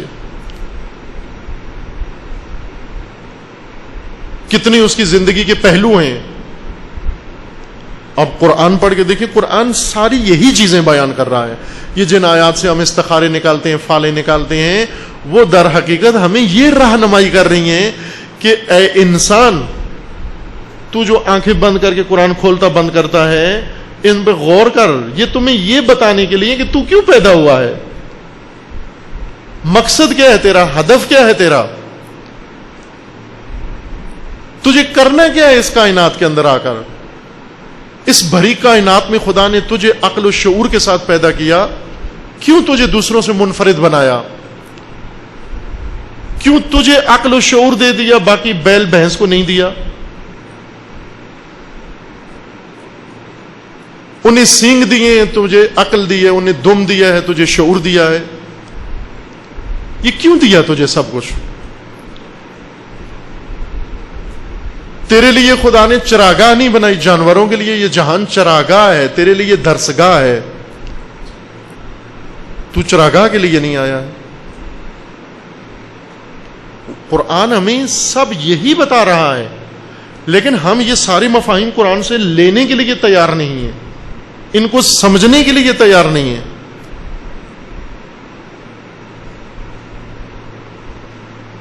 اب یہ آئیڈیالوجی ہے قرآن کی، یہ پہلے واضح ہو، پہلے روشن ہو۔ پس پہلا مرحلہ امت سازی کا ایک واضح، شفاف و روشن آئیڈیالوجی کا ہونا ضروری ہے۔ اس آئیڈیالوجی کے گرد لوگ جمع ہوں، نہ کہ لوگ جمع ہوں اور پھر سوچیں گے ایجنڈا کیا ہے۔ بعض اوقات میٹنگیں بلا لیتے ہیں، پھر پوچھتے ہیں ایجنڈا کیا ہے۔ ایجنڈا کوئی بھی نہیں ہوتا، موسم پہ بات کرنا شروع کر دیتے ہیں کہ آج کل ٹیمپریچر بہت اچھا ہو گیا، ہوا اچھی ہو گئی، روز بارشیں ہو رہی ہیں۔ ایک کہتا ہے حبس زیادہ ہو گئی ہے، دوسرا کہتا ہے نہیں ہوا اچھی چل رہی ہے، تیسرا کہتا ہے روزہ بہت لگتا ہے، چوتھا کہتا ہے پیاس بہت لگتی ہے، پانچواں کہتا ہے لوڈ شیڈنگ بہت ہوتی ہے۔ جن ملاقاتوں میں، جن اجتماعات میں ایجنڈا نہ ہو، وہاں یہ عموماً یہ موضوعات زیر باس آتے ہیں، اور ہر نیا آدمی آنے والا پھر انہی پر بولتا ہے، اظہار خیال کرتا ہے۔ حبس بہت ہے، وہ کہتا ہے بہت حبس ہے، کل اس سے زیادہ تھی، کہتا ہے نہیں آج زیادہ ہے، پھر وہ دلائل دیتا ہے کل حبس زیادہ تھی، یہ دلائل دیتا ہے آج حبس زیادہ ہے۔ خوب وہ جو زیادہ قوی دلیل کا مالک ہوتا ہے وہ ثابت کر دیتا ہے کہ کل زیادہ تھی یا آج زیادہ تھی، میٹنگ برخاست ہو جاتی ہے اور نتیجہ سامنے نکل آتا ہے۔ وحدت کا نتیجہ ہے یہ۔ عزیز من، وحدت بعد میں دعوت نامہ لوگوں کو دیں، بعد میں اکٹھے کرنا ہے لوگوں کو۔ پہلے آئیڈیالوجی ہو آپ کے پاس، پہلے نظریہ ہو آپ کے پاس، پہلے یہ بتاؤ لوگوں کو کہ اس کے گرد تمہیں جمع ہونا ہے، یہ تمہیں انجام دینا ہے۔ وحدت یعنی تمہیں کچھ چھوڑنا ہے اور کچھ اپنانا ہے، کچھ ذہنی خمار ختم کرنے ہیں، وہ کچھ نئے نظریات تمہیں اپنانے ہیں، کچھ معیاروں کو چھوڑنا ہے اور کچھ معیاروں کو اپنانا ہے، کچھ شناخت اپنی ختم کرنی ہے، وہ کچھ شناخت اپنی بنانی ہے تمہیں۔ یہ سب آئیڈیالوجی بتاتی ہے ہمیں۔ لہذا امت سازی کا پہلا مطلب یا پہلا قدم آئیڈیالوجی یعنی حبل اللہ ہے۔ وَاعْتَصِمُوا بِحَبْلِ اللَّهِ جَمِيعًا۔ جب رسول اللہ مدینے آئے، یہ آیا مدینے میں اتری ہے، مدنی آیت ہے۔ جب رسول اللہ آئے اور آ کر اوس و خزرج کو کہا کہ حبل اللہ تھام لو، خوب اوس و خزرج کہیں کدھر ہے حبل اللہ دیں، وہاں رسول اللہ معاذ اللہ ہماری طرح اگر ہوتے تو موسم پہ بات شروع کر دیتے، مدینے میں گرمی بہت ہے، مثلا سردی بہت ہے، نہ حبل اللہ تھی تیار، آمادہ لے کر گئے مدینے میں حبل خدا، حبل اللہ یعنی آئیڈیالوجی، مدون قرآن لے کر رسول اللہ مدینے گئے اور انہیں بتایا کہ یہ حبل اللہ ہے، یہ دین ہے، تمہیں اوسیت سے نکلنا ہے، خزرجیت سے نکلنا ہے تمہیں، اور تمہیں انصار الاسلام بننا ہے، اپنی پہچان، اپنے شناختی کارڈ بدلنے ہیں تمہیں۔ پہلے ان کے شناختی کارڈ بدلے رسول اللہ نے، تبدیل کیے، اور منافقت یہیں سے کھل کے سامنے آتی ہے۔ جب رسول اللہ نے ان کے شناختی کارڈ بدلے، اس میں اوسیت و خزرجیت کو ختم کیا, حذف کیا. عبداللہ ابن ابی کا گروہ وہ آگے یہ رسول تو ہماری جڑ کاٹ رہے ہیں, یہ رسول تو وطنیت کے دشمن ہیں, یہ رسول تو قومیت کے دشمن ہیں, یہ رسول تو ہمیں ختم کر رہے ہیں, یہ تو مہاجروں کو آ کر ہمارے اوپر ٹھونس رہے ہیں, یہ مکیوں کو لا کر مدینے کے اوپر ٹھونس رہے ہیں, یہ ہمارے وسائل پہ قبضہ کرنا چاہتے ہیں, یہ ہم پہ حکومت کرنا چاہتے ہیں, یہ کون ہے, ہم کون ہیں. فوراً یہ باتیں آپ توجہ کریں کہ جب ہمیشہ منافقت یہیں سے پہچانی جاتی ہے. کہا کہ یہ رسول مکی یہ آ کر مدینے والوں کے اوپر کیسے حکومت کرنی چاہیے, حاکم مدینے کا ہونا چاہیے. جیسے ابھی کہتے ہیں نا کہ ولی فقی ہر قوم کو اسی میں سے ہونا چاہیے. جب بھی حکومت اسلامی کی بات آتی ہے تو وہ کہتے ہیں کہ حکومت اسلامی ہے لیکن ہر قوم کا ولی فقی اسی قوم میں سے ہونا چاہیے.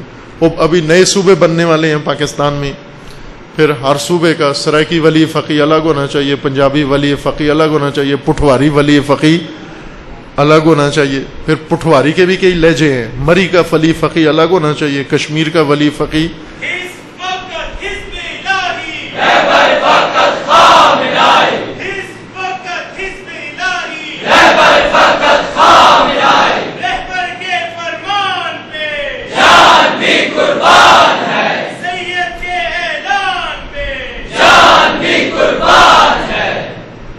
یہ منافقت تھی جو مدینے میں ظاہر ہوئی.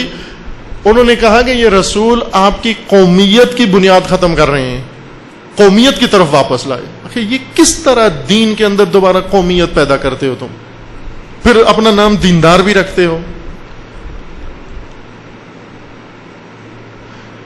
تعجب ہے, یعنی اس قدر دین سے دوری ہے, اس قدر تقوی سے دوری ہے, اس قدر قرآن سے دوری ہے کہ ڈٹائی کے ساتھ کھل کے غیر دینی معیارات کو واضح ببانگ دہل کہہ کے بغیر شرم و حیا کے, اور پھر بھی مسلمان کہلاتے ہیں ہم. اتنی دوری ہوئی ہے. عبداللہ ابن ابی نے لوگوں کے احساسات بھڑکائے کہ یہ رسول تو تمہاری شناخت مٹا رہے ہیں قومی, تمہیں اپنی قومی شناخت باقی رکھنی ہے. رسول اللہ کیا کہہ رہے تھے کہ مکہ کے ہوں یا مدینہ کے ہوں یا یمن کے ہوں یا افریقہ کے ہوں یا رومی ہوں یا زنگی, زنگی یعنی زنجبار کے رہنے والے کالے, یہ اصطلاح زنگی زنجباری, چونکہ وہاں سیاہ پوست لوگ رہتے ہیں, رومی سفید پوست ہیں, یورپین رومی ہیں, افریقن ان کو زنگی کہا جاتا ہے. رومی و زنگی یا زنجی, عربی زبان میں زنجی کہتے ہیں, فارسی میں زنگی. یہ بلیک اور وائٹ یہ تمیز دین کے اندر نہیں ہے. یہ تمام شناختی کارڈ بدلنے ہیں تم نے. تمہاری شناخت نہ کالے رنگ سے ہو نہ سفید رنگ سے ہو, نہ رومیت تمہاری پہچان ہو نہ زنجباریت تمہاری پہچان ہو, نہ ہندی تمہاری پہچان ہو نہ مشرقی نہ مغربی, تمہاری پہچان اسلامی خالص ہو. امت جب بننا ہے, قوم اور امت میں بنیادی فرق یہی ہے کہ قوم علاقے کے شناختی کارڈ, اس کے اندر اس کی شناختی علامت علاقہ ہے, امت میں اندر شناختی علامت اسلام ہے, دین ہے. قوم جغرافیائی حدود میں بنتی ہے اور امت اعتقادی حدود میں بنتی ہے. امت کا جو حدود ہیں وہ اعتقادی حدود اربع ہے. امت کا دائرہ کہاں تک پھیلتا ہے؟ جہاں تک اس اعتقاد کے پیروکار موجود ہیں وہ ایک امت کے تابع ہیں, وہ ایک امت کا حصہ ہیں. خواہ ایک فرد اس کا یہاں رہتا ہو اور ایک فرد افریقہ میں رہتا ہو, یہ دونوں امت واحدہ ہیں. چونکہ ان کو آپس میں ملانے والی چیز اعتقاد ہے, آئیڈیالوجی ہے. پس وحدت, اگر آئیڈیالوجی کے بغیر وحدت کال کی گئی, اس وحدت کا محور غیر دینی چیز بنے گی جو خود بجائے خود تباہ کن ہے. جس طرح سے ہم دیکھ رہے ہیں مسلمانوں کے اندر وحدت ہے. کیا وحدت ہے؟ مثلا عرب لیگ, گلف لیگ, یہ مسلمانوں کے اجتماعات ہیں. عرب لیگ, ایک مسلمان ممالک کا ٹولہ عرب لیگ بنا ہوا ہے. ایک مسلمانوں کا گروہ گلف لیگ بنا ہوا ہے. ایک مسلمانوں کا گروہ مثلا فلاں اتحاد بنا ہوا ہے، فلاں فورم بنا ہوا ہے، فلاں عنوان بنا ہوا ہے. یہ سب کے سب وہ ہیں جو اسلامی آئیڈیالوجی کے باہر جمع ہو گئے ہیں، اسلامی آئیڈیالوجی کے گرد جمع نہیں ہوئے. اور اسلامی آئیڈیالوجی کے گرد جمع نہیں ہونے کی وجوہات یہ ہیں کہ ایک، اسلام شناس نہیں ہے، دوم اسلامی آئیڈیالوجی تھی نہیں ان کے پاس، کسی نے بتائی نہیں ان کو کہ یہ آئیڈیالوجی ہے. ہمارے یہاں جو علمی کام ہوا ہے وہ زیادہ احکام کے استنباط پر ہوا ہے، آئیڈیالوجی کے استنباط پر اجتہادی کام نہیں ہوا ہے. عزیزان، وہ کام ہونا باقی ہے. اور کس نے کرنا ہے؟ ملائکہ نے نہیں کرنا. انہوں نے آسمان سے اتار کے زمین پہ رکھ دیا، پھر فارغ ہو گئے ملائکہ کہ یہ اسلام ہے، اب تم جانو اور تمہارا اسلام جانے. اب اس کے بعد ہمارا کام شروع ہو جاتا ہے، اسلام کی آئیڈیالوجی اور آئیڈیالوجیکل تفسیر اور اس آئیڈیالوجی کے اوپر لوگوں کو اکٹھا کرنا. پھر آج آئیڈیالوجی کے بغیر آپ جس پرچم کے نیچے بھی جمع ہوں امت نہیں بن سکتے. گروہ بن جائیں گے، فرقہ بن جائیں گے، پارٹی بن جائیں گے، تنظیم بن جائیں گے، قوم بن جائیں گے، قبیلہ بن جائیں گے، کوئی چیز بھی بن سکتے ہیں لیکن امت نہیں بن سکتے. امت کے لیے ضروری ہے پہلا رکن، قرآن کہتا ہے وَاعْتَصِمُوا بِحَبْلِ اللَّهِ جَمِيعًا وَلَا تَفَرَّقُوا. تفرقوا، متفرق نہ ہو، یعنی فرقہ فرقہ نہ بنو، گروہ گروہ نہ بنو. اس کا مطلب یہ نہیں کہ جھگڑا نہ کرو. تفرقوا اور چیز ہے، تنازعوا اور چیز ہے. قرآن نے دونوں کی نہی کی ہے. فرمایا لا تفرقوا ولا تنازعوا.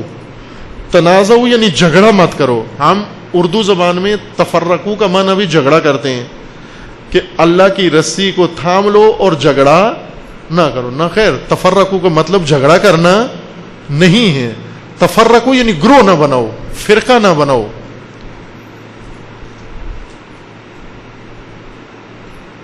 فرق کاٹنے کو کہتے ہیں، دو شک کرنے کو کہتے ہیں فرق. فارق جو دو ایسے کر دے، الگ کر دے. کوئی ایسا کام مت کرو جس سے امت کی دو شکیں ہو جائیں، دو پارٹ ہو جائیں. کوئی اقدام ایسا نہ کرو، کوئی بات ایسی نہ کرو جس سے تقسیم ہو جائے، فرق آ جائے. فرق یعنی دو پارٹ الگ. سر کے اوپر تلوار ماریں اگر، جب برابر سر دو حصوں میں کٹ جائے تو اس کو کیا کہتے ہیں؟ فرق. یعنی سر کٹ کے بالکل مساوی دو حصوں میں ہو گیا. یا وہ لکیر سر کے اندر جو سر کو مانگ جو دو حصوں میں تقسیم کرتی ہے، یہ کیا ہوتا ہے؟ اس کو کہتے ہیں فرق. اس سے دو حصوں میں تقسیم ہو جاتا ہے سر. تفرقو یعنی گروہ مت بنو، فرقہ مت بنو، ٹولہ مت بنو. تفرقہ گروہ بننے کو کہتے ہیں. وحدت کے مقابلے میں ہے. وحدت ملنا، یا کہیں جم کے مقابلے، وحدت نہ کہیں، جم. جم ملنے کو کہتے ہیں، اجتماع ملنے کو کہتے ہیں، جماعت ملنے کو کہتے ہیں. جماعت کے مقابلے میں ہے تفرق. تفرق یعنی فرقہ بننا، گروہ بننا. گروہ مت بنو.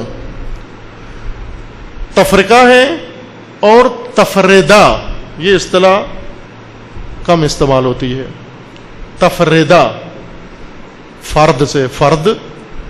تفردہ، تفردہ یعنی انڈیویجولزم. گروہ بھی نہیں بننا، گروپ بھی نہیں بننا، امت بننا ہے، گروہ نہیں بننا. اور تفردہ بھی نہیں کرنا، فرد فرد اپنا الگ نہیں، فردیت نہیں رکھنی اپنی قائم، امت بننا ہے. بس تفردے سے باہر نکلنا ہے، تفرقے سے باہر آنا ہے، اور امت کی شکل میں آپ کو قالب میں تبدیل ہونا ہے. لیکن امت کے لیے پہلا مرحلہ آئیڈیالوجی ہے. کچھ علائم یا خصوصیات آئیڈیالوجی کی یہاں پر عرض کریں گے تاکہ مطالعات کے لیے ہمارے پاس میدان نے ذہنی مل جائے، فکری میدان مل جائے.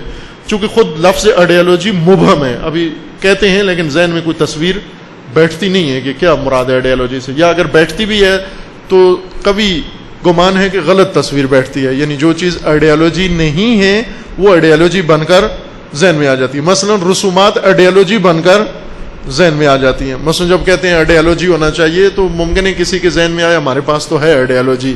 کیا آئیڈیالوجی ہے؟ یہ رسومات، یہی آئیڈیالوجی ہے ہماری. یا سرے سے آئیڈیالوجی سن کر کوئی مفہوم ذہن میں نہیں آتا، اگر آتا بھی ہے تو شاید کسی غلط چیز پر فٹ ہو جاتا ہے. اس لیے ضروری ہے کہ چند خصوصیات آئیڈیالوجی کی ہم پہلے بیان کر لیں یا سمجھ جائیں ایک آدھ درس کے اندر، تاکہ ایک نقشہ ذہنی بن جائے ذہن میں اس موضوع کی پیگیری کے لیے، مطالعے کے لیے اور اس موضوع کو پڑھنے کے لیے، تاکہ ہم ایک دینی آئیڈیالوجی مکمل طور پر سمجھ جائیں، اس کے گرد جمع ہو جائیں، وہ جمع کریں ہمیں. اس کے اندر شرائط لکھی ہوئی ہیں اجتماع کی، ان شرائط کے تحت جو اجتماع وجود میں آئے گا اس کو قرآن امت کہتا ہے. وَلْتَكُن مِّنكُمْ أُمَّةٌ اسی آیا کے ذیل میں ہے. وَاعْتَصِمُوا بِحَبْلِ اللَّهِ جَمِيعًا وَلَا تَفَرَّقُوا وَاذْكُرُوا نِعْمَتَ اللَّهِ عَلَيْكُمْ إِذْ كُنتُمْ أَعْدَاءً. یاد کرو اس نعمت کو جب تم دشمن تھے. فَأَلَّفَ بَيْنَ قُلُوبِكُمْ، خدا نے تمہارے دلوں کے اندر الفت ڈال دی. امت بننے کے لیے الفت قلوب محور ہونا چاہیے، یعنی وحدت ابدان کا جوڑ نہیں ہے، جسم اکٹھے کرنا نہیں ہے.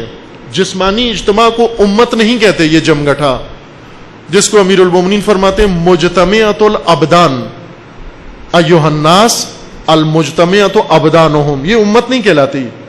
نہ امام اس کو امت شمار کر رہے ہیں. علی علیہ السلام کے پیچھے جمعہ پڑھتے تھے لوگ، مسجد کوفہ بھری ہوتی تھی، لشکر تھا، ہزاروں افراد علی علیہ السلام کے لشکر میں موجود تھے.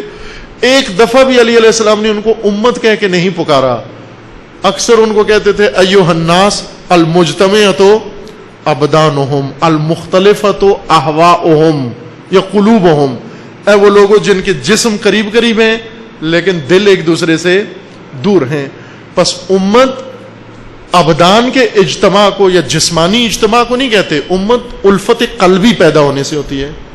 الفت قلوب، الفت قلوب کے لیے کوئی چیز ایسی ہونی چاہیے جو دل سے تعلق رکھتی ہو. اس لیے کہا کہ وہ حبل اللہ ہے، وہ مکتب ہے، وہ ایک شے ہونی چاہیے تاکہ اس دل میں بھی ہو، اس دل میں بھی ہو، اور وہ ان دونوں دلوں کو ملا کر ایک کر دے، الفت پیدا کر دے ان کے درمیان. فَأَلَّفَ بَيْنَ قُلُوبِكُمْ فَأَصْبَحْتُمْ بِنِعْمَتِهِ إِخْوَانًا، اور تم خدا کی نعمت سے بھائی بن گئے. جبکہ وَكُنْتُمْ عَلَى شَفَا حُفْرَةٍ مِّنَ النَّارِ، جبکہ تم اس سے پہلے نار اور جہنم و ہلاکت کے دہانے پہ جا پہنچے تھے. مدینے میں اوس و خزرج، وہاں سے تمہیں نکالا اور تمہیں امت بنایا. فَأَنْقَذَكُم مِّنْهَا، خدا نے تمہیں نجات دی. كَذَلِكَ يُبَيِّنُ اللَّهُ لَكُمْ آيَاتِهِ لَعَلَّكُمْ تَهْتَدُونَ. اس طرح خدا اپنی نشانیاں و اپنی ہدایت بیان کرتے ہیں تاکہ شاید تم بھی سمجھ جاؤ. یعنی یہ آیت کیوں ذکر کی ہے؟ نہ بینر بنانے کے لیے. كَذَلِكَ يُبَيِّنُ اللَّهُ، اللہ اس طرح اپنی باتیں واضح کرتا ہے، خدا اس طرح اپنے راز کھولتا ہے، آنے والی نسلوں کو بتاتا ہے. کس لیے؟ کہ لعلکم تہتدون، تاکہ شاید تم بھی ویسے بن جاؤ، تمہیں بھی یہی کام کرنا ہے. یہ اکائیاں تمہارے اندر بھی جمع ہونی ہیں. الفت جو امت سازی کا محور ہے، کہ آج وقت ظاہر نہیں ہے، بعد میں ہم اس لفظ کو بھی تھوڑا سا کھولیں گے کہ یہ قرآن مجید نے، چونکہ قرآنی اصطلاحات شاعری نہیں ہے، خطابت نہیں ہے. خطیب و شاعر انہیں کچھ نہ کچھ بولنا ہوتا ہے، لہذا بعض اوقات بے مناسبت و بے تقے و بے معنی الفاظ بھی بول جاتے ہیں، چونکہ انہیں لفاظی کرنی ہوتی ہے. قرآن لفاظی نہیں کر رہا، فن خطابت نہیں کر رہا، یا فقط فصاحت و بلاغت نہیں ہے. قرآن نے جو الفاظ چنے ہیں دقیق تعبیروں کے لیے، خاص معانی کے لیے انتخاب کیے ہیں، اور ہر معنی کے اندر بہت گہرائی ہے. اسی طرح جب فرمایا فَأَلَّفَ، یعنی اس الفت کی تعبیر کے اندر بہت خوبصورت معنی موجود ہے. امت سازی کے لیے تمہیں یہ الفت کی طرف آنا ہوگا کہ ہمیں پہلے یہ پتہ چلے الفت کہتے کس کو ہیں. جس طرح کل کہا تھا کہ ہم ہر چیز کا معنی نیکی کرتے ہیں، اسی طرح الفت کا معنی بھی محبت، ہر چیز کا معنی محبت کر دیتے ہیں. ہم محبت کا معنی بھی محبت کر دیتے ہیں. الفت کا معنی محبت نہیں ہے، الفت خاص حالت کے لیے قرآن مجید نے یہ لفظ استعمال کیا کہ اس کو بعد میں بیان کریں گے.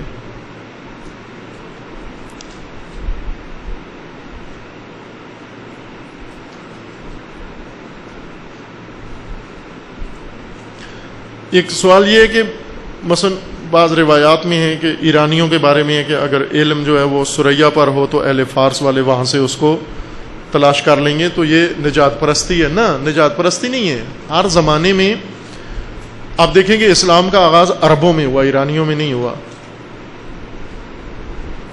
اور پھیلایا ایران تک عربوں نے پھیلایا ہے, لیکن نہ عربیت کی خصوصیت کی وجہ سے. یہی چیزیں حذف کرنی ہے ہمیں. دیکھیں دو عمل ضروری ہیں عزیزان ہمیشہ, حفظ اور حذف. اگر ہمیں یہ معلوم ہو جائے کہ کیا حفظ کرنا ہے اور کیا حذف کرنا ہے, آپ سمجھے صراط مستقیم پر آ گئے. صراط مستقیم انہی دو چیزوں کا نام ہے, حفظ اور حذف. حفظ یعنی محفوظ کس کو رکھنا ہے, بچانا کس کو ہے, اور ختم کس کو کرنا ہے, الغاء کس کو کرنا ہے, مٹانا کس کو ہے, ہٹانا کس کو ہے. یہ دو عمل اگر انجام پا جائیں خوب آپ سمجھے صراط مستقیم پر ہیں. درود پڑھیے محمد وآل محمد.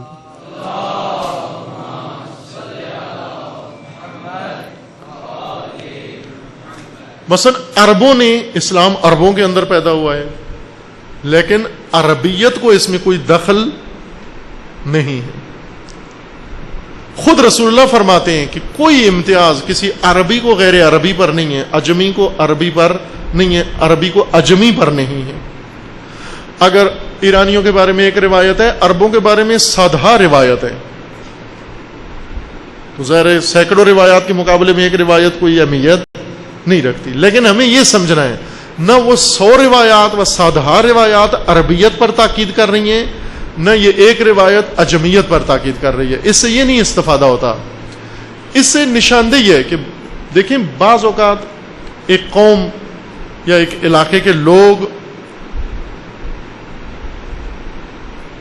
حرکت کرتے ہیں, ہمت اپنی دکھاتے ہیں اور دوسری قوموں سے آگے نکل جاتے ہیں. کسی زمانے میں ہندوستان اسلام سے بھی پہلے بہت پوری دنیا میں مرکز علم و دانش ہندوستان تھا, بر صغیر پوری دنیا میں.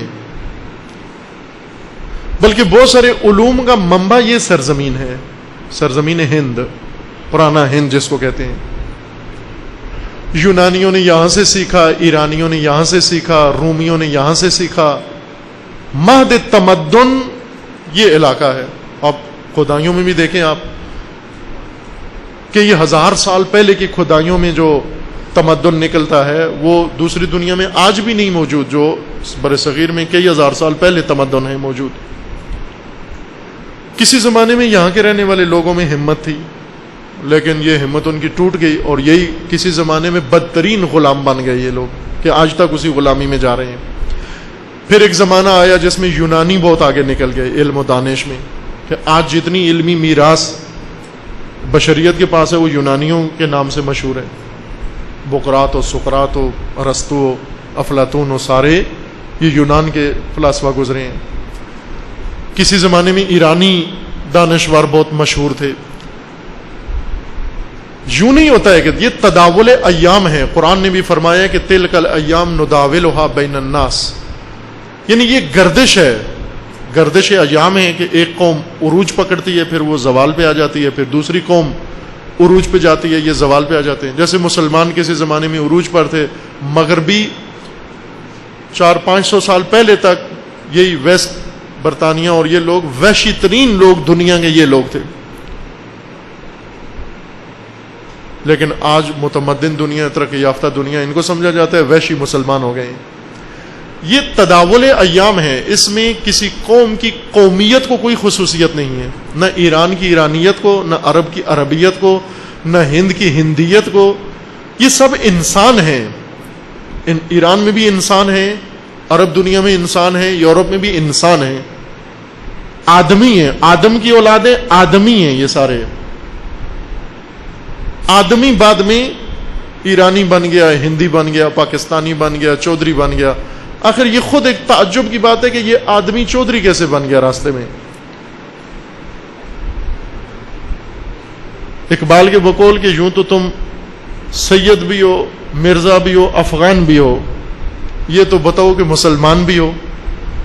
تم سید بھی ہو، افغان بھی ہو، مرزا بھی ہو، سب کچھ ہو، مسلمان بھی ہو یا نہیں ہو۔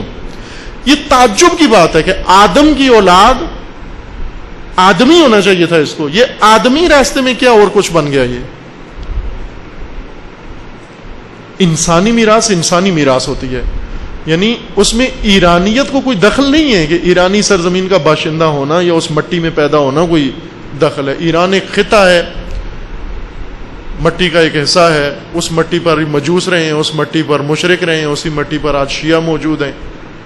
عرب دنیا میں پہلے بت پرست تھے، آج وہاں مسلمان رہ رہے ہیں۔ اسی طرح ہر سرزمین اس کے اوپر انسان آتے جاتے رہے ہیں، لہذا خاک میں کوئی تاثیر نہیں ہے کہ اس خاک میں رہنے والے ہیں۔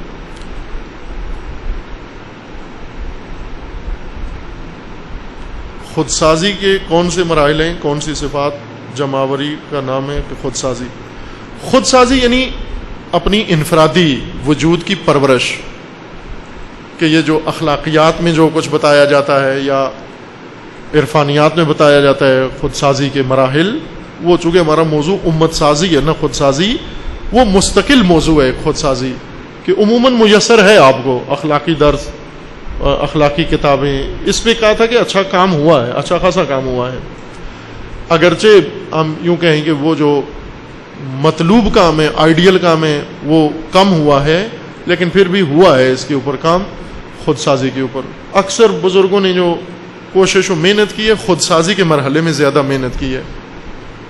مختلف بزرگوں کی اس موضوع میں کتابیں بھی موجود ہیں، اچھی مفید کتابیں، وہ آپ استفادہ کر سکتے ہیں۔ فراموش شدہ موضوع جو کہیں بھی نہیں ہے، نہ تفاسیر قرآن میں، انہی آیات امت کے ذیل میں بھی کوئی امت کی بات موجود نہیں ہے، شیعہ سنی تفاسیر کے اندر، احادیث کے اندر نہیں ہے، علم کلام میں نہیں ہے، فقہ میں نہیں ہے، اخلاق میں نہیں ہے، کہیں بھی امت سازی کی بات نظر نہیں آتی، جبکہ قرآن کا بہت اصرار امت سازی کے اوپر ہے۔ اس لیے یہ موضوع ہمارے مد نظر ہے۔ خود سازی چونکہ عام موضوع ہے اور ضروری ہے، وہ بھی اس کو آپ مطالعہ کر کے حاصل کر سکتے ہیں۔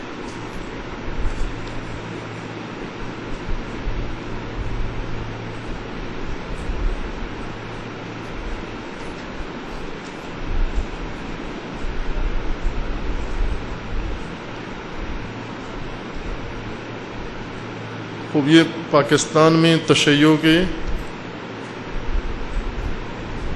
اندر کئی حزب، جلدی میں لکھا ہے، بعض ناقص الفاظ ہیں، کئی حزب بن چکی ہیں اور تشیع کے علاوہ دوسرے فرقوں کو ایک نظریہ پر اکٹھا کرنا ممکن ہے، کے لیے ایک آئیڈیالوجی پر اکتفا کیا جا سکتا ہے۔ پاکستان میں وحدت کیسے ممکن ہے؟ خوب، یہی تو بات ہو رہی ہے ساری کہ ہو سکتا ہے پہلے آئیڈیالوجی ہو، وہی امت سازی کے مراحل، یہی تو بات کر رہے ہیں نا، یہی موضوع شروع کیا ہے کہ کیسے ہو سکتا ہے۔ یہ صدیوں میں نہیں ہوا لیکن اب ہو سکتا ہے، انشاءاللہ ہو جائے گا۔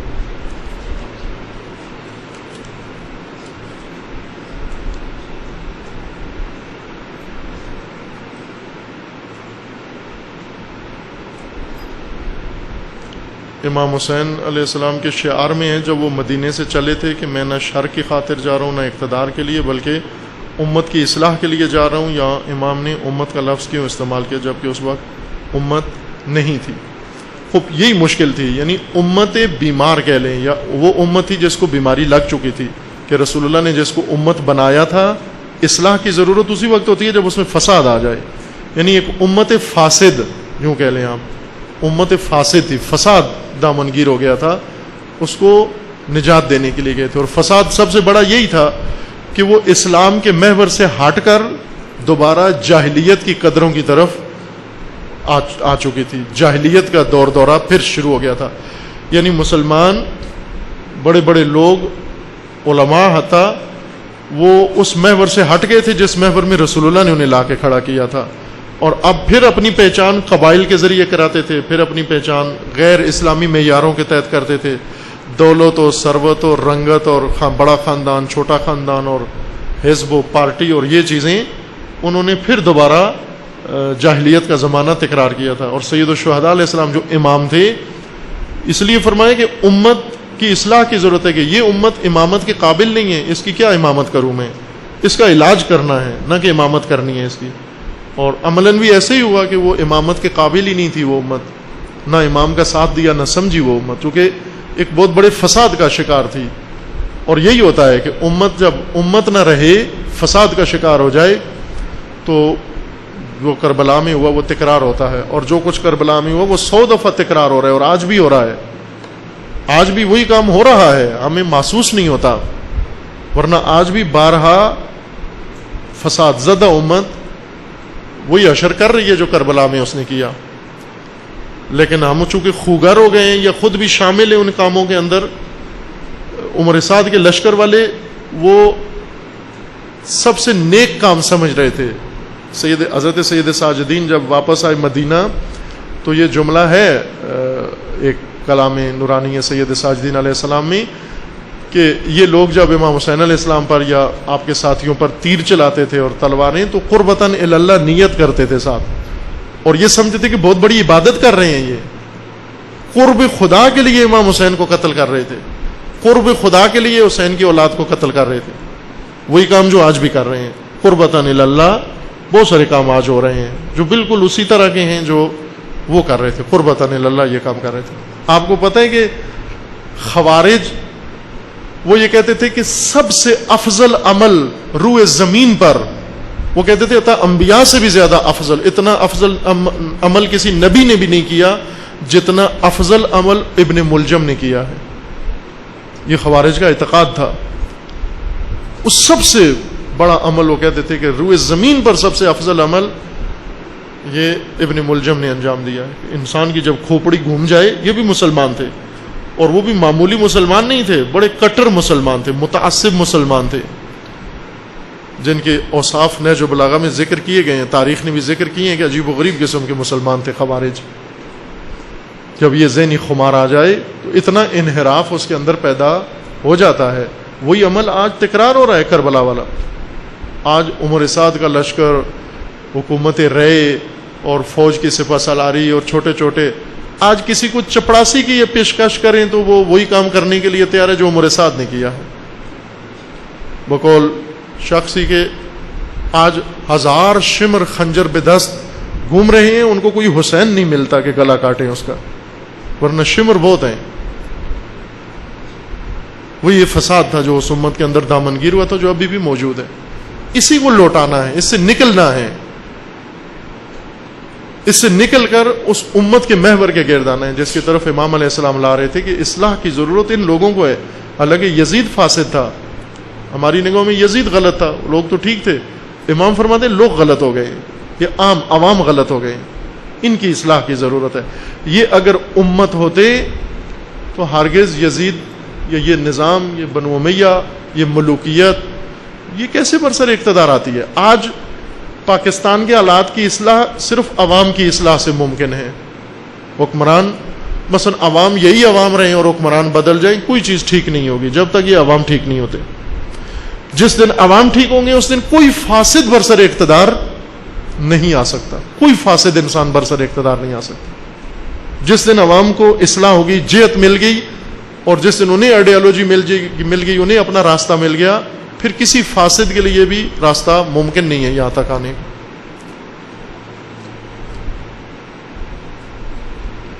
صلی اللہ علیہ وسلم.